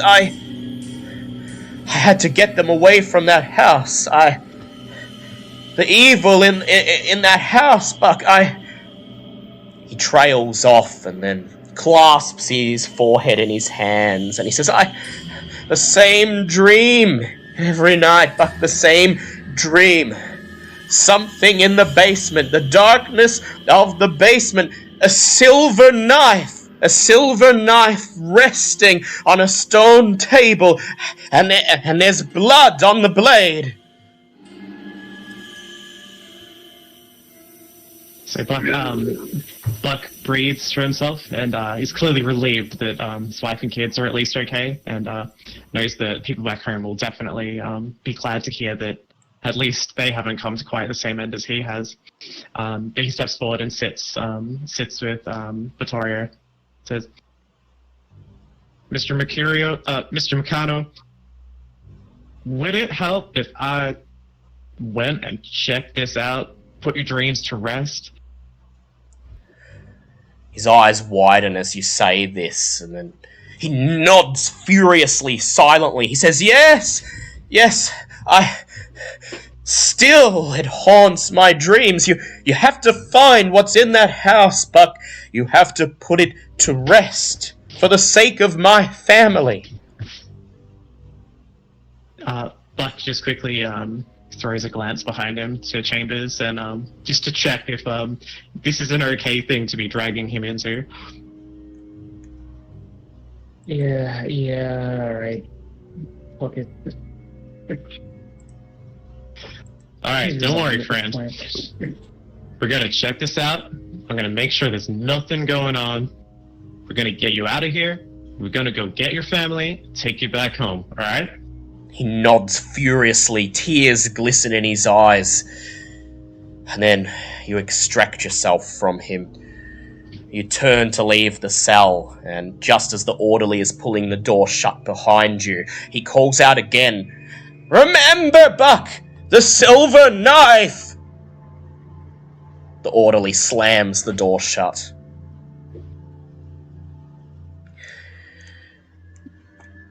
Thoughts? We'll talk about this in the car. Make your way back through the asylum. Thank the orderlies for their time and step out into the parking lot. The sun is going down, and as the trees around the sanitarium warp in the shadows, looking like tendrils of darkness reaching towards you, the entire asylum looks rather sinister. You make your way to the car, climb in, and pull the door shut. Buck's going to take a moment to have a quick conversation and express, look, I'm sorry about today. This is a real strange town. Since I got here, everyone's been paranoid and everyone's been talking about ghosts and all sorts of strange things. And frankly, I don't get along with the government so well. I'm sorry, and thanks for entertaining this. Yeah, well, I'm a nice guy. For what it's worth, Boston's a normal town unless you get involved with this shit. And Buck takes a quick moment to flash him a grin and say, do you reckon I can get one of those badges, by the way? James doesn't even acknowledge the comment. We skip forward to the front of Sandor's second-hand bookstore. Night has started to fall. The main street of downtown Boston is blanketed in deep shadows of purple and grey. The bookstore is closed, but it's still your meet-up point. As Chambers and Buck sit waiting in the vehicle, they see the headlights of Dr. Earl's car turning into the parking lot. And then the second car comes to a stop right next to you. The doors open and Angel and Trixie climb out. You notice the two of them look perhaps ever so slightly shaken, their skin gaunt and grey in the glow of the streetlights. And anything useful, boys? We've had a eventful day. Yes, it was quite fun, if I do say so. I'm just like... You would not believe the day we've had. You spend a few minutes quickly summarising what you found to each other, and Chambers, as Trixie and Angel tell you about the connection, the Chapel of Contemplation, it all falls into place. This is connected to whatever happened that night 2 months ago, if not directly, then at least through this organisation, and suddenly you're filled with a burning resolve. You must see this through to its end. Well, as if the poltergeist on its own wasn't enough. Messing with the Blackwood family, seeing how the genie was handled, I pretty much say we're Jinn. good. It's a Jinn. Jinn, yes. Of course Angel would, at least, of course Angel would correct. My friend, you and I. So, I'm not sure what it is all y'all saw last time, but poltergeists, ghosts, there's got to be a reasonable explanation for all this. Oh, you would hope so, but we'll see, won't we? If you stayed at my church for even one day, you'd find all those ghost stories to be real. It seems like we do have a connection with the person who inherited the building, Michael. And I couldn't find any record that they had passed, so perhaps they're still leasing out the building. So we might need to keep an eye out if there's maybe anyone that might be starting to move in again or anything of that. So what you're sense. saying is we're gonna need to be all sneaky-like. Yes. We don't want to. Chambers, you ready to bring that badge along one more time? You're busting my balls here. I So- would say we don't want to spook the inhabitants, but in chance they've already been spooked, they might let us in and we can look around. They might be able to help us with more information on what's going on. so you do, yeah. we could put So you some can charity head business into this. can head off to the Corbitt house and see finally what horrors await there. But there is one avenue left. The Chapel of Contemplation. It was raided. It was burned. But the site still remains. And if it's connected to the Corbitt house, perhaps it might be worth a visit. It's up to you. I see no need in going to such a lower church. Sure you don't want to get that church's wisdom for your own? After all, they are the ones who imparted wisdom to your ancestor. My ancestor is just a pain. We want to find out more about this gentleman that used to reside in the building and see what connection he has to the church. It seems like he was very well liked by the community. Perhaps it Well, could anyway, if I have explain. to, but... I would assume that it's on the way, correct? Yes, the site where the Chapel of Contemplation was, it's on the way. It's only about 2 or 3 blocks from the house itself. Couldn't hurt to ask and see if they've just got a record of what he might have done for the church, why he was so controversial. You think it'd help? Well, it'd only be neighborly to knock and say hello. So it's decided. You'll pay a visit to the Chapel of Contemplation on the way, and Angel, you're eager to get to the house, and you have no desire to see this lesser church, but you have to admit, you're at least a little bit curious to see where your ancestor learned his esoteric knowledge. Would be interesting to see where this ring's origins lead. And so this time, knowing that you're heading to the same location, you leave Dr. Earl's car here at the bookstore.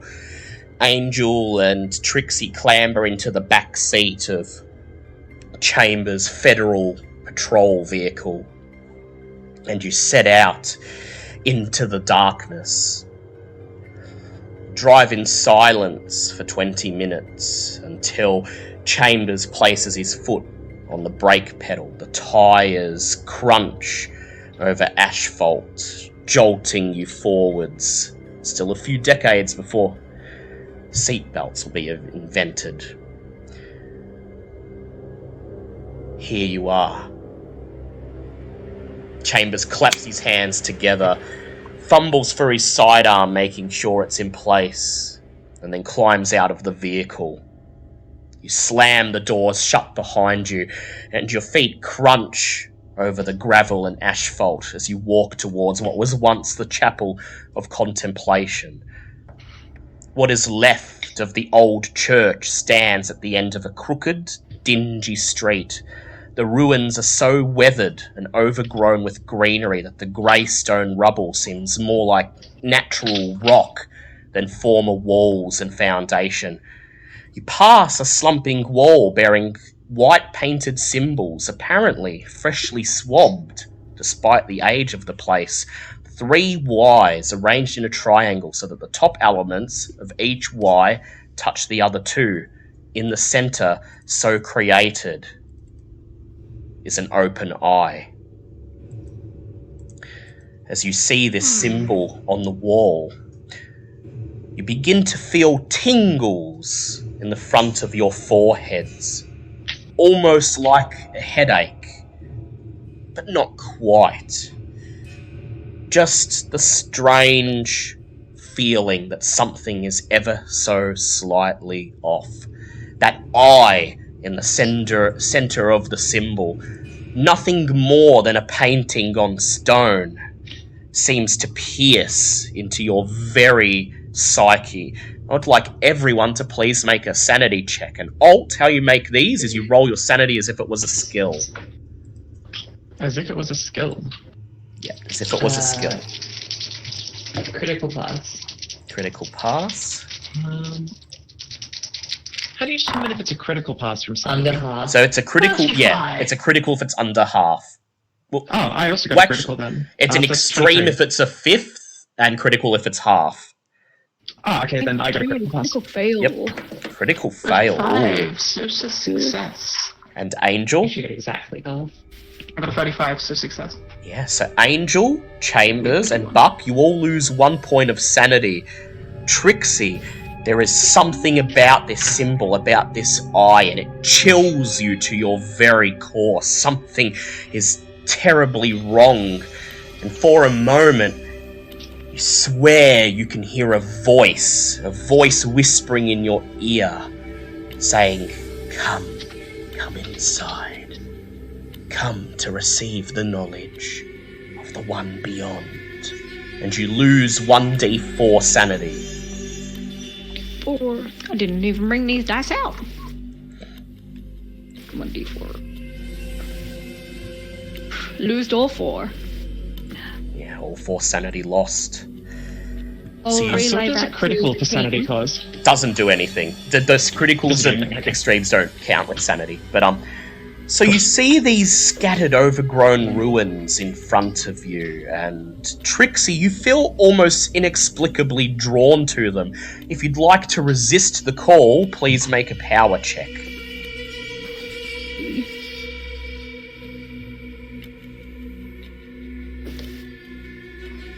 That's a pass. That's a pass.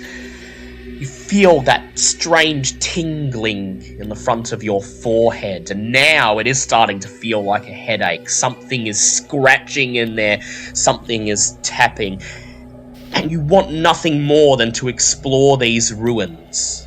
But you clench your fists and you turn to see what the others will do first.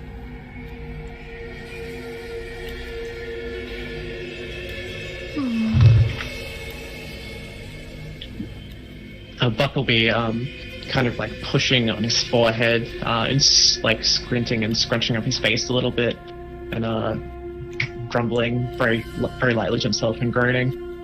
Looks around to see everybody else clearly having some kind of a similar experience. Yep. So, y'all feeling alright? I don't feel right. I feel just brilliant, my friend. Yeah, you regretted coming here at first, Angel, but you're feeling the telltale signs that there's something real here.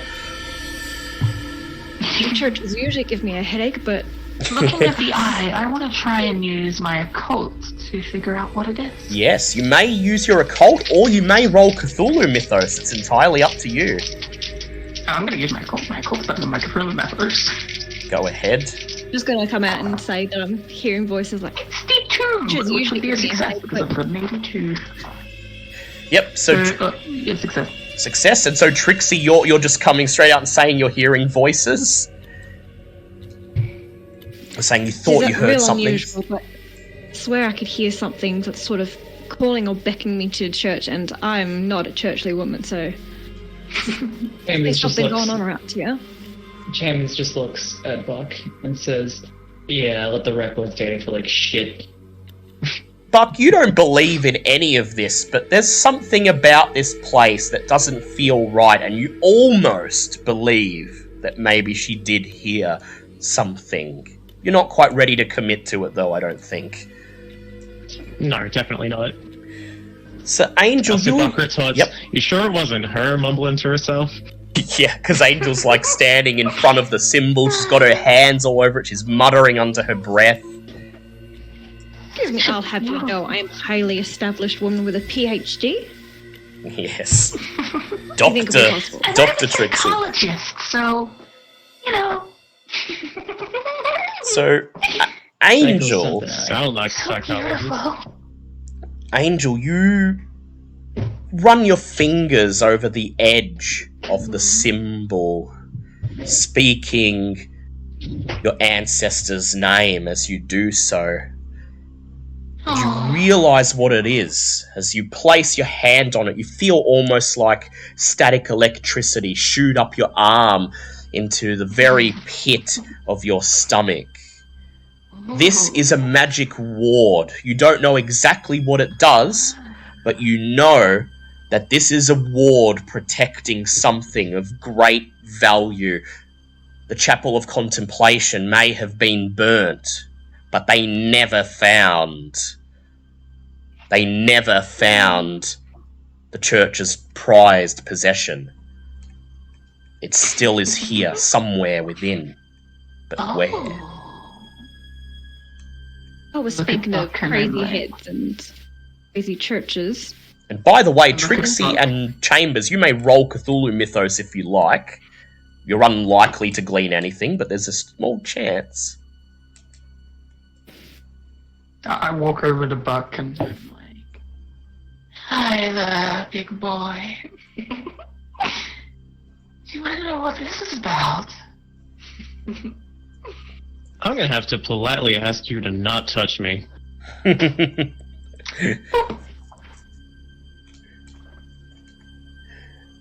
So... I put him on the nose. Yep, you just poke him on the nose, and then are you going to start searching through the ruins? Because you know something's here now. This is a warding spell. They were keeping something here, and it still is. And then I'm going to go search for it. Yep.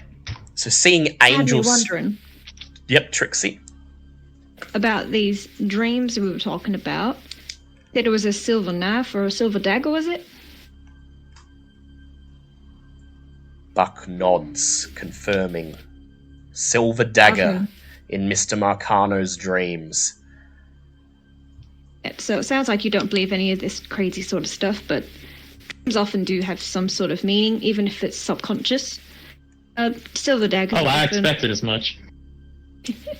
Silver daggers are often a sign of sort of things that need to be looked into and cut out from your life, or in a spiritual way, they represent death and sacrifice or protection and bravery. So could be looking for a literal knife here, or think that we need to sacrifice or form some act of bravery. So Could also be based on the tarot card. Well, as Trixie says this, you see Angel running into the ruins and starting to feel around amongst the foundation and the old pieces of granite. Does anyone else want to join in? Buck's going to speak up and say, "Do you mind if we just leave her here?" Well, we do have a job, so I might as well help her in some sense. Yep, so Trixie steps in, starts searching. Chambers, you have a feeling you know how this is going to end up. This is giving you feelings of deja vu. Digging around in old ruins, trying to find something buried under the earth. But, do you want to help anyway? Yeah, alright. Fine. So, boy, that's what we're here for. you join the other two. And Buck, with no option left, joins in. Yeah. Prowling. Quickly checks his pockets and makes sure his gun is slung over his shoulder. Slung over his shoulder, ready to go. Sighs and follows the group. Prowling the chapel, you find mostly blocks of granite, old half-burned timbers, and ancient rubbish. There doesn't appear to be anything here. At least nothing you wouldn't expect to find in a place that was swept away in a fire. Then, you feel the ground rumbling beneath your feet. You have just enough time to look down and become aware that the earth you stand on is covering weakened floorboards. I'd like everyone to make luck rolls.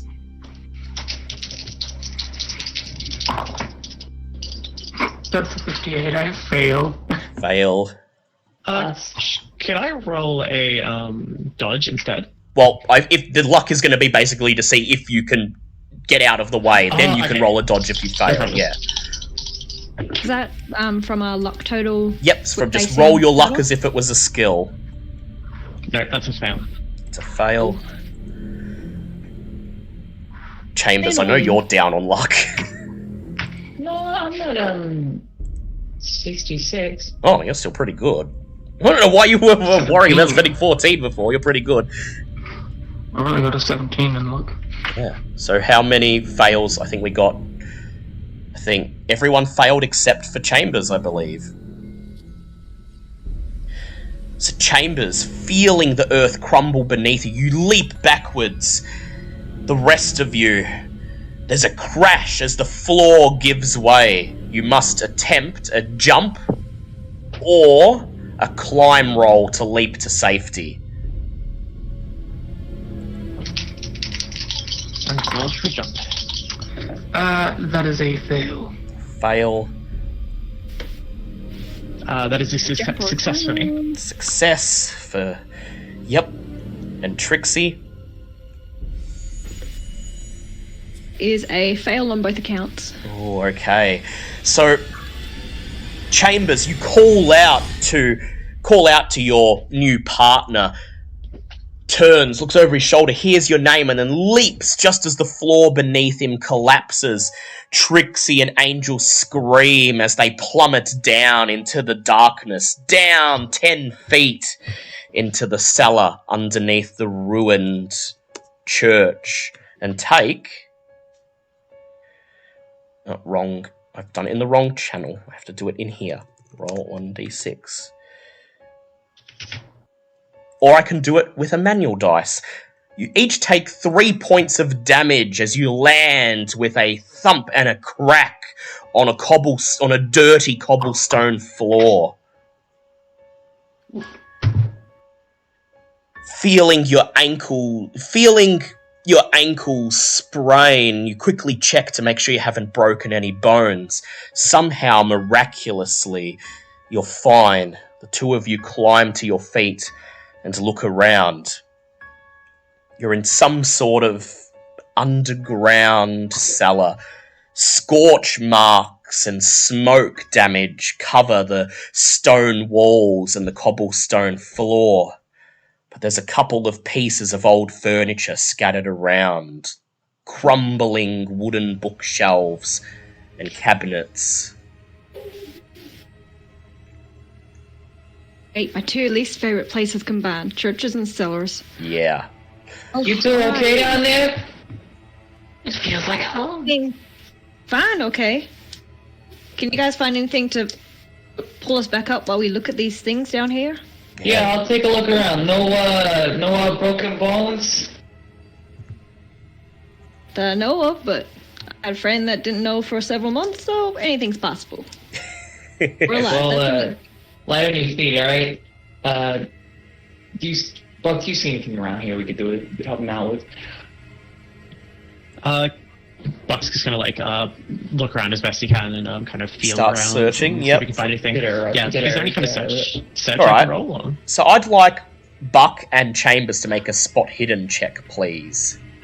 A spot hidden. Yeah. Oh, that's 25. Okay. That's mine. That's 57 against 50. That's an extreme fail for me. Not extreme, but Oh. definitely For fail. fuck's sake, I got 91. Alternatively, you can roll luck to see if you have a rope in the car. Yeah, alright. I got 100 again. I got 100 again. Oh, I've got a measuring tape, but I don't think that's going to be strong enough. No. Yeah, grab Is it worth me rolling luck, or has that terrible luck roll kind of tainted this moment? 100? No, it hasn't tainted it. You can still try it. If one of you passes, there'll be a rope in the car. Okay, I will roll that then. So the rope is not burst into flames. Fantastic. That's a pass, actually. Pass. Hey! So, as Chambers is looking around for some sort of rope or branch to find something to help scoop them up, you remember that Chambers is a federal agent, and he has a car that was issued by the government. It should contain all the necessary supplies for an emergency. So you rush over to the boot of the car, and Chambers, you open your mouth to say something, to protest, as you see Buck just reaching for the handle and lifting up the boot of the car. But then you see what he's looking for, and you smile, laugh at yourself, laugh at why you didn't think to check here first, as he pulls out a coil of rope from the car boot. Oh, Jesus, not my day. Thank you. That's a great idea. Hey, no problem, friend. Rush over, and Buck begins to set up the rope, ties one end to a piece of granite, and throws the other end down into the cellar. You can now climb down into the cellar if you want.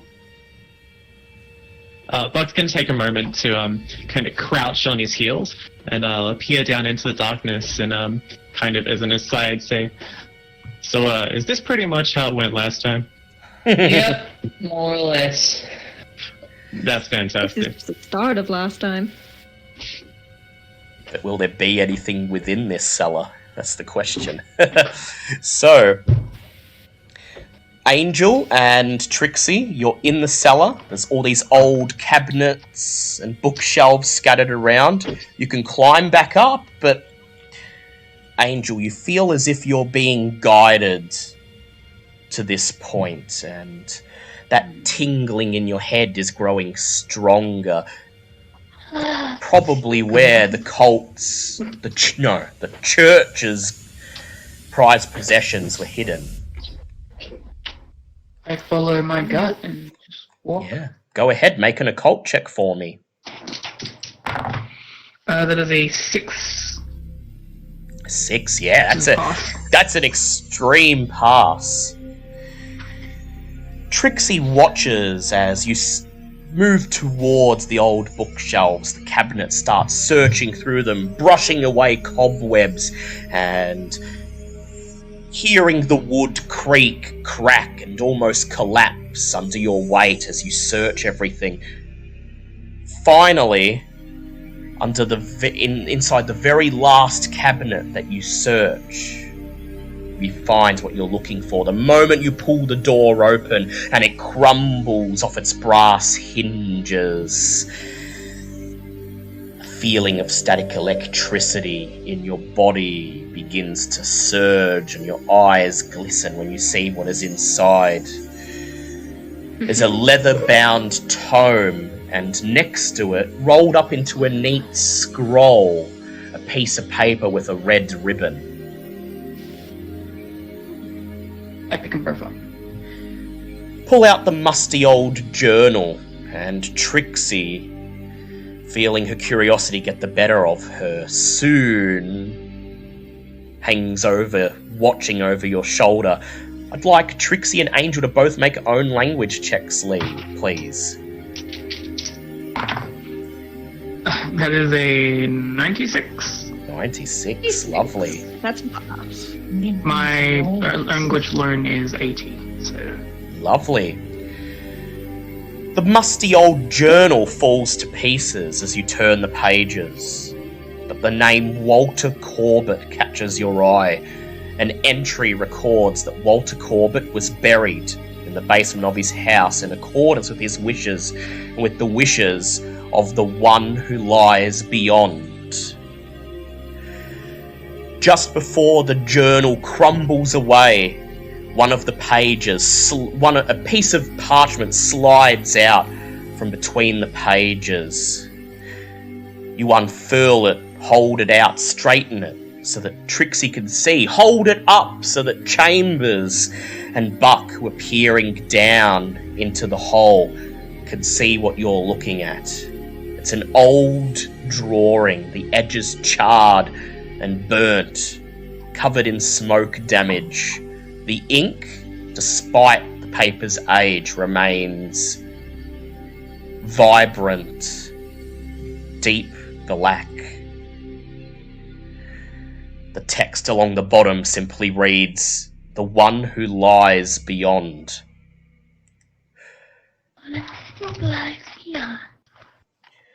It's a picture of a shapeless mass hanging in what appears to be a crevasse somewhere dark beneath the earth. Cords of flesh binding it, attaching it to its surroundings. Its piercing yellow eyes seem to stare off the page and right at you. Trixie, Angel, and Chambers, you may each make Cthulhu Mythos checks.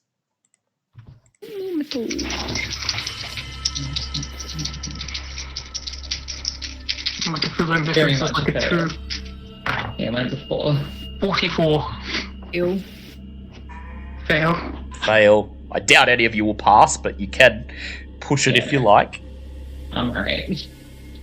Yeah, might as well. Nope. Before fail again. First.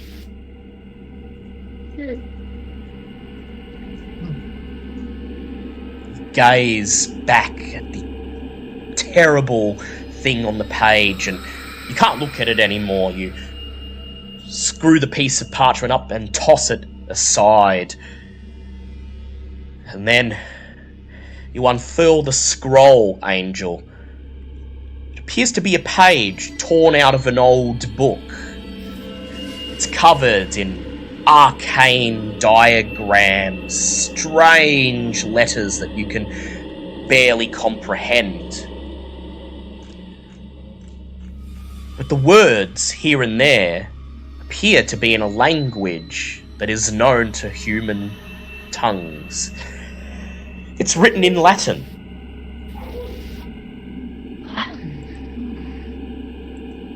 I see if I can decipher it with either history or other language.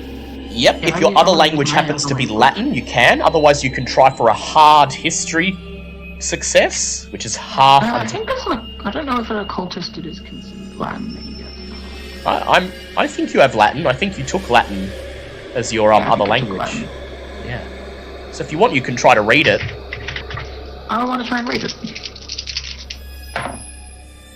Wow. 93 of fail. Yeah. Well, you can push it if you like. You know what, I'm gonna push it. Oh, did Trixie pass?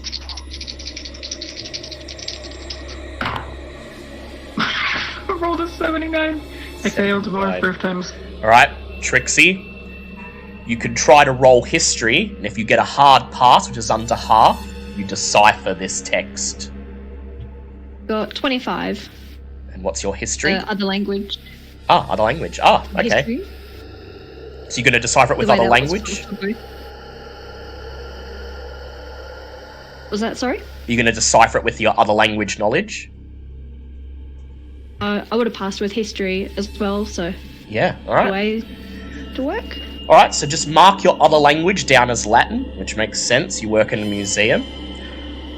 As you hear Chambers and Buck creep closer to the edge above, their footsteps crunching on the gravel, you read what's on the page. It says, "Knowledge from the one beyond, as printed in Walter Corbitt's copy of The Gate and the Key." You remember Walter Corbitt's will. He left some sort of book to the church, to the Chapel of Contemplation, but you look around and it's obviously not here anymore. This single page torn out of it is all that's left. It appears to be directions for some sort of ritual, some sort of magic spell.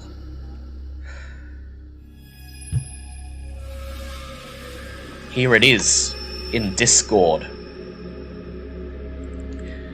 It is the Summon Dimensional Shambler spell. Anyone who'd like to learn this can make an intelligence check. The ritual describes that it may be used to summon a servant of the one beyond to do the bidding of the caller. Yeah, I don't think Chambers is taking this seriously as of yet. Yeah. Well, I think we found the symbolism of the knife. Sacrifice or ritual, great. You gonna try to learn it, Lynx? I immediately look at it and I'm gonna try and fucking learn it. Yeah, go ahead. Roll an intelligence check. Int is 50, so... Anything That'd crazy? be 46. How'd you go, Lynx? That's a success.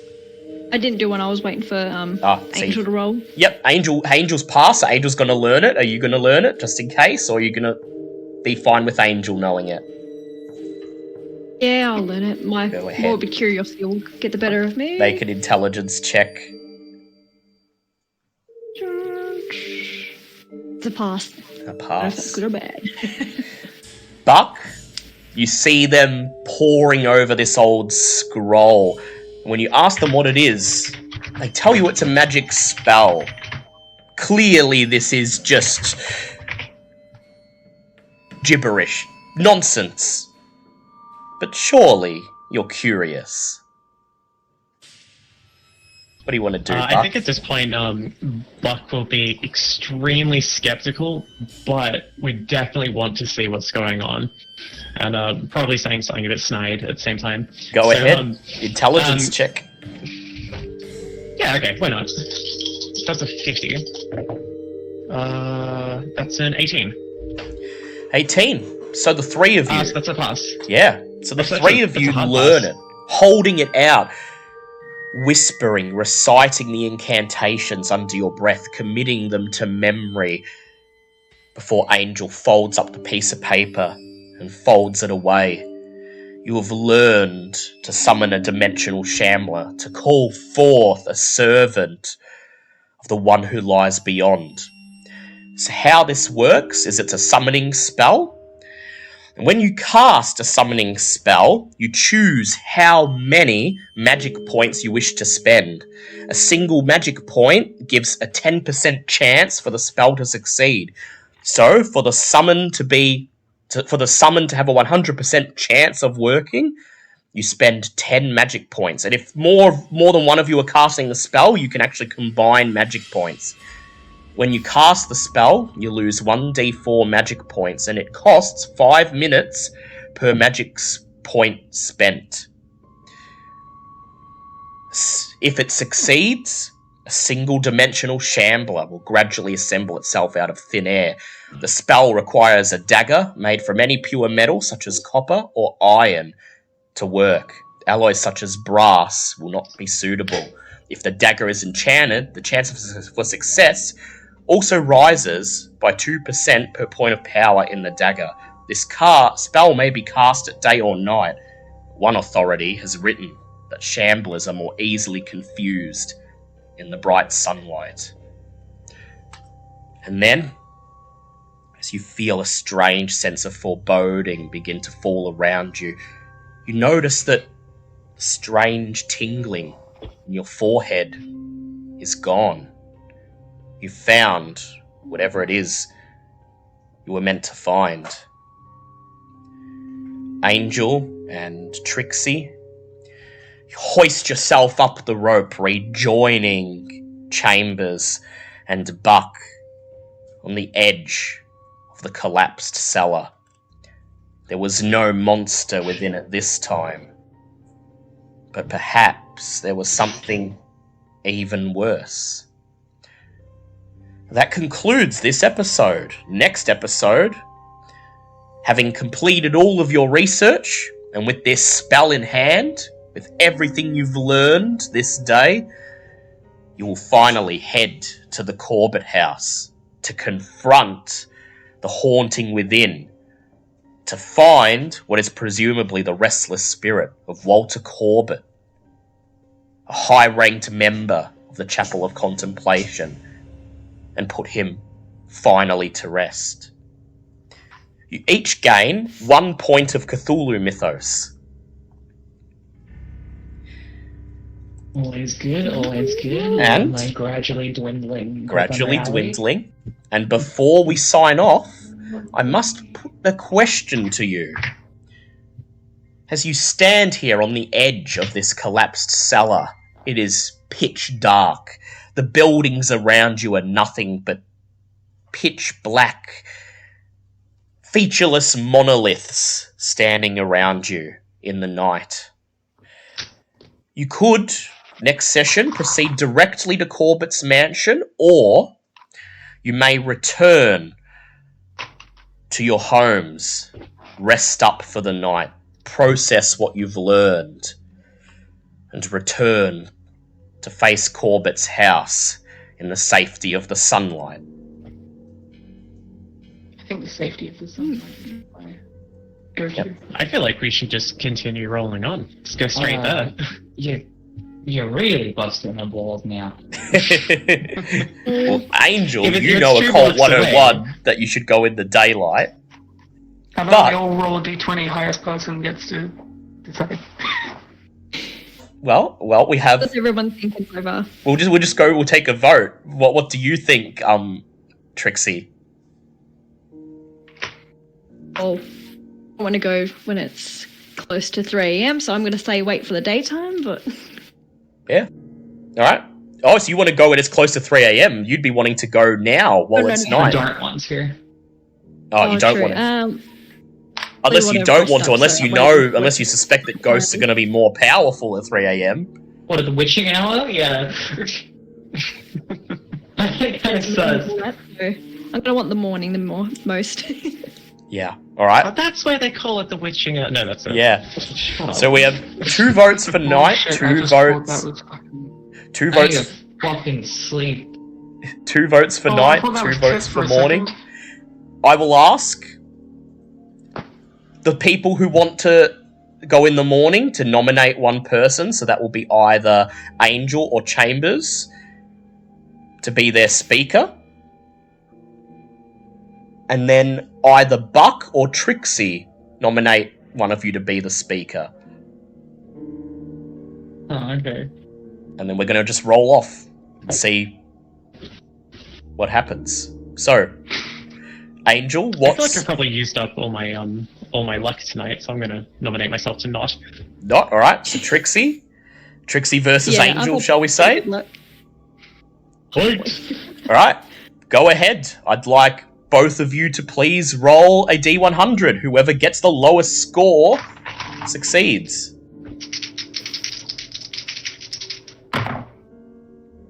92. Wait, hang on. 60. 92. 99. Would you 99. believe? I rolled for the fuck of it, and would you believe I got a 1? You got a 1. Oh, All right. 99. it was 92. 92. Unfortunately, we didn't pick Chambers. So, you decide if you're going to confront this ghost, you have to confront it when it's there. You're armed and you're ready. The longer you wait, the longer the haunting goes unchecked. So next session, in the dead of night, having just climbed out of the cellar, the hole in the earth that was once the Chapel of Contemplation, you're going to head to the Corbitt house to confront, under the moonlight and the light of the stars, what awaits there. Yeah, probably best I don't have nightmares of the church in the cellar, so it might be the best idea. Yeah. All right, so... I'm so confused, I'm like, didn't I win? I rolled a 39. Oh, wait, no, I thought you said 99. No, I said I thought it was 49. 99. Oh, no, you won. Okay, so, yeah. Strike that, reverse it. Angel insists her church communes with spirits, and she knows if you're gonna fight one, never do it on the spirit's terms. And so you disperse, realizing that for once, for all the eccentricities she has, Angel is right. You take one last look over your shoulder at the symbol emblazoned on the stone, at the hole in the floor. And then, as you reach the car, you feel the exhaustion take over. You'll get some rest. You'll sleep up.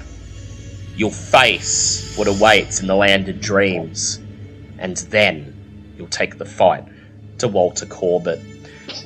Everyone who's hurt, who I believe is Trixie and Angel, you recover 1 hit point overnight. So you should be down 2. Do we get to play Yume Nikki in the next session? Yes, we do get to play Yume Nikki and a bit of Phasmophobia too. But yeah, that concludes the session. Part 1 of The Haunting of Corbitt House. A fortnight from now, Very the exciting. ghost hunt begins, and we bring the haunting to its conclusion. That was The Haunting of Corbitt House, Part 1, Episode 2 of Call of Cthulhu, Edge of Madness. A Call of Cthulhu 7th edition actual play podcast presented by DM Fiat, with me, Dale, as Keeper of Arcane Lore, Ash Grey as Agent Robert Chambers, NCS as Howie Gordon, Toxie as Angel, and Lynx as Trixie. Background music in this podcast was created by Kevin MacLeod and is used with permission.